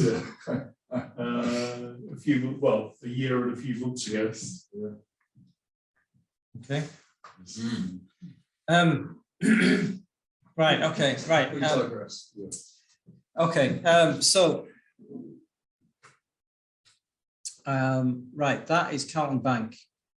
So Northern England, also a great XE launching site. So as Mr. Logan will testify, Mr. all the way to Lincoln. Oh, I'm a bit further. Yeah. So yeah, it's this is a great site. You know, you're doing all right if you get to Pickering. That's maybe what 30 odd K. And you know that's quite feasible. Scarborough is possible. I think Dave May did 78K this year to Bridlington. So yeah, this is your Fylingdales. That's the Herta, and yeah. So I've kind of been close to that before, and yeah, I think I wasn't aware at the time, but you can actually kind of nibble the edges. You know, if you're not worried about the radiation, you know, you can actually go into it. Yeah, that's. The restriction on the these AIAAs, you can go in them, just be aware. Just be aware, yeah. Mm. You can fly. Richard Meek.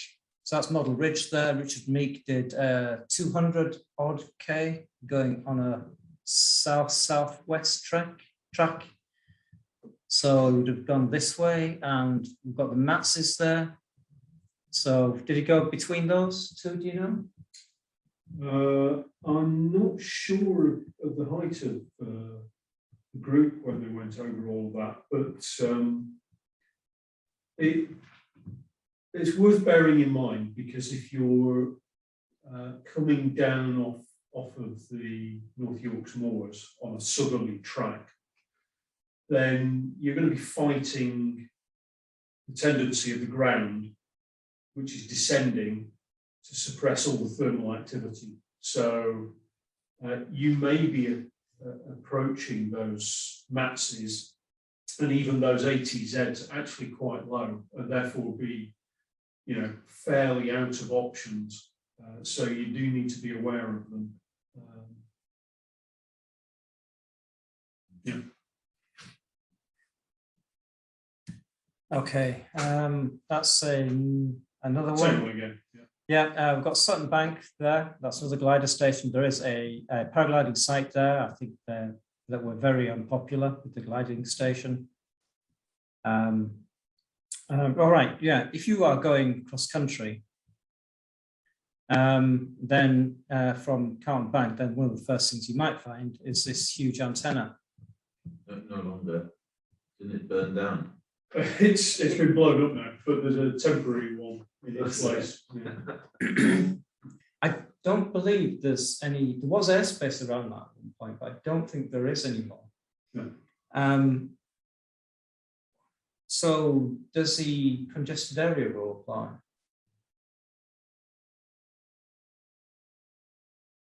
I don't think it does.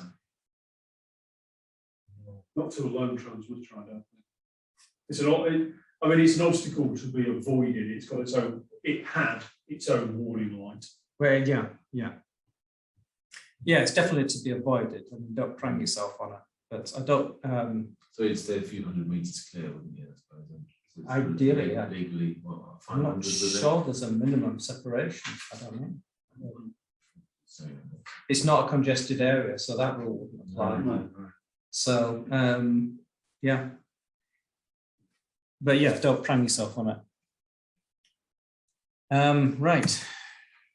Don't think there's anything new there. That actually does show. That's your stepped airspace in Newcastle, though. Yeah. So if you're coming off Stagsfell and you're going that direction, then it's going down. Flight level 105, flight level 75. Nothing to worry about until you get a little bit further north, and then it drops down to 445, and then 3,000 foot. When I say a 4.5, it's 4,500 foot AMSL, and then 3,000 foot. So these are flight levels, but you can see that as we drop below flight level 5.5, it starts to go into AMSL. Right. That's showing some of the stepping again, control area, and then you've got CTR in the middle.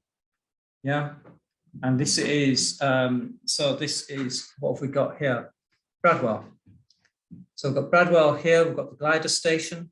You can see that 3.4. So you have to, so when you're going above that, you need to be, avoid it. So well, you can see the altitude. I think we have a question on that later. And then you're going to be taking, if you So get away. 3.4 is what, 3,400?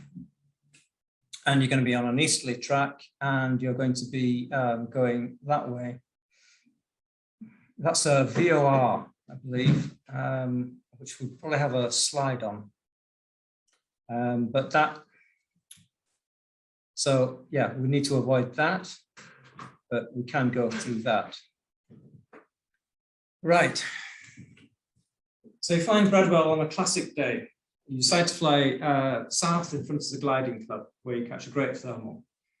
Quickly at 3,000 foot, and you're drifting over the back. Anything wrong with that?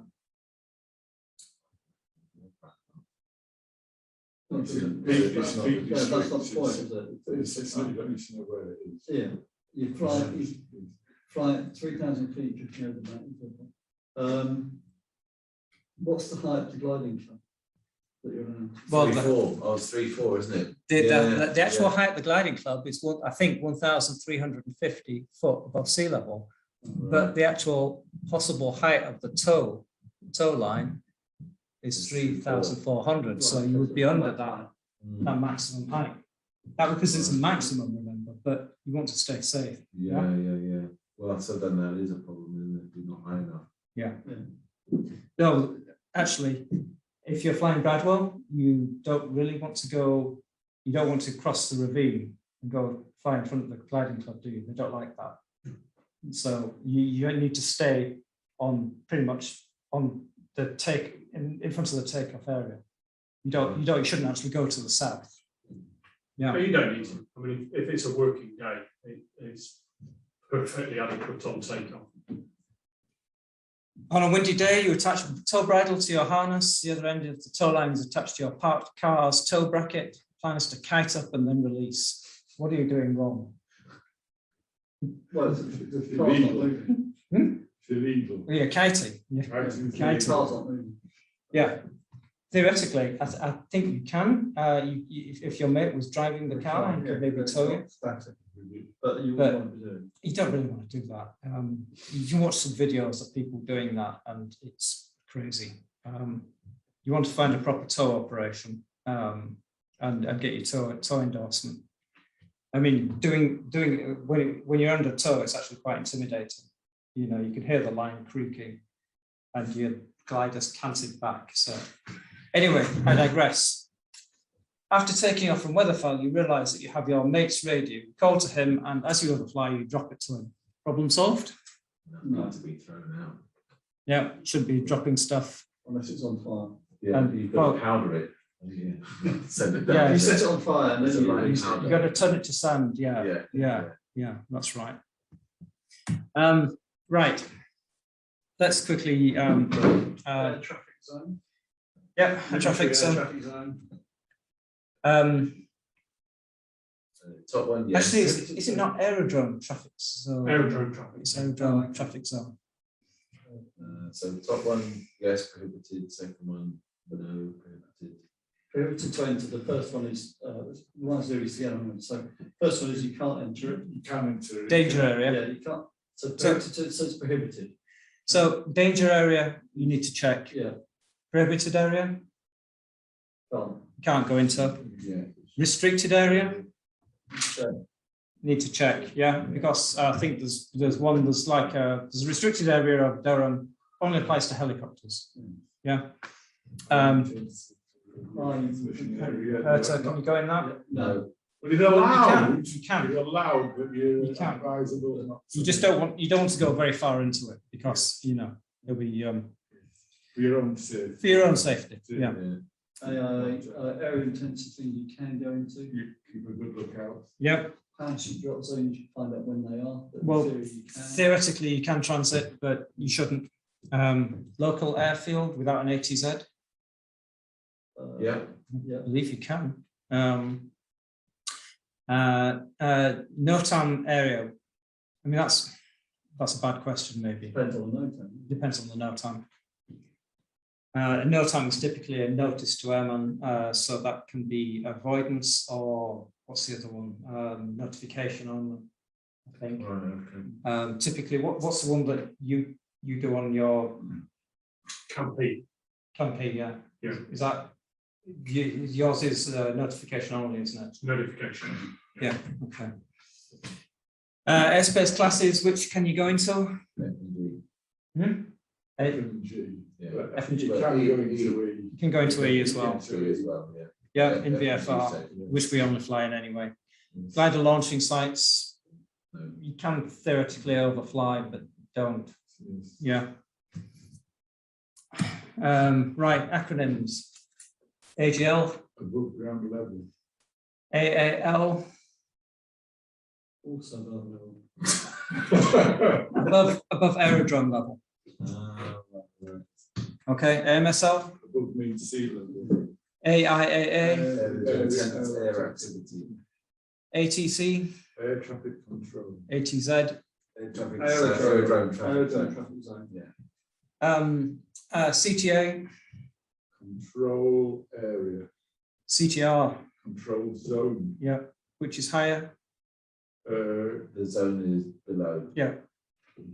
FIR, Flight information region. FL, Flight level. HERTA, High intensity radiation transmission area. IFR, Instrument flight. Flight rules. IMC, Instrument meteorological controls. Control. Conditions. Conditions. instrument Instruments, meteorological conditions. Yeah. Conditions. I just wanted to make you say that. Yeah. Matt's Military aerodrome traffic zone. NOTAM, Not to airmen. QNE, Query nautical elevation. QFE, Query Field field elevation. elevation. Query. Query nautical height. Nil. No. Nil height.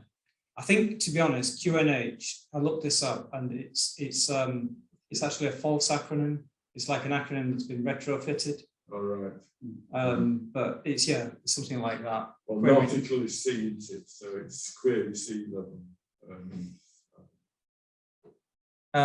So TMA, Terminal control area. terminal maneuvering area. Oh, It's a yes. type of So, yeah. CTA. UIR, Upper flight information region. good. Yeah. That. Good, yeah. VFR, Visual flight region. visual flight rules, Rules, that's right. which you fly in. Visual meteorological conditions. Yes, Well, and there we go. Yeah, nice one. Right. Okay. I think we're nearly done. Sources of information. So, yeah. You can peruse that later. Yep. There's the Logan ME URL as well. This is the Skyway code. You're going to want that. Easy access rules for SIRA. They're not that interesting, really. Okay, so exam technique. I think this is one of Dave's slides. Yeah, read the questions. Do the easy ones first. Make sure you know which ones you skipped. Check what you're actually ticking. Sometimes the later questions will actually give you clues to answer the earlier questions. It's multiple choice at the end of the day, so sometimes it can give things away. Eliminate answers that are clearly wrong and and just look at the wording as well. So take your time and, you know, yeah, and you do, I think pass mark is what, 70, is it 70%? Right. Is that it? You all know that there's a dummy exam on the BHPA site. I did know that, yeah, I'm gonna, that's a good point, yeah, worth doing, It's isn't up it? to you whether you want to take it. I'll do a few actually. Yeah. Yes, good idea to do a few. There's only Yeah. one there, and I Yeah. think it repeats, but if Yeah, you do something clever like delete the cookie, yes, probably allows you to do it again. yes. Are there any questions from people online, or are we Any good? questions online? Oh, wait a minute, here we go. Darren asks, is the pilot's exam like the CP where you don't have to strictly pass, or is a full pass required? I think We yeah, send the papers away, so the BHPA mark them, a full pass is required, yeah. yeah, that's my understanding. It was a full pass, but you just said 70%. Well, yeah, Yeah, they they- don't 100%. But, Yeah, yeah, you know, but you need they to get pass the- a grade. Yeah, they get externally validated, basically. Yeah, Yeah. I think the CP exam is not very difficult. I think this is a bit more difficult. So, you know, you do need to buff up a bit. I think there's a lot of information there, probably too much. If you go through the Skyway code, then not all of the Skyway code is relevant to you, but you will find you will be able to cross-check, and you'll have, you know, an alternative way of looking at the same information. And obviously, both of those are up to date. A lot of the stuff you'll find online is has been produced. If it's older, then it may not be relevant anymore. Got that as a PDF. You can download it. So yes, you can download the Skyway code as a PDF, so you can be looking at it tonight. Otherwise, it's £13. Jesus. How are you meant to afford that stuff? No, it's free. It's, They were just giving them out. you want to get version 3 of the Skyway code. So yeah, that's the most up-to-date one, and I think we'll be releasing the pilot exam revision, the PDF, the PowerPoint. So it's got, well, reasonable information.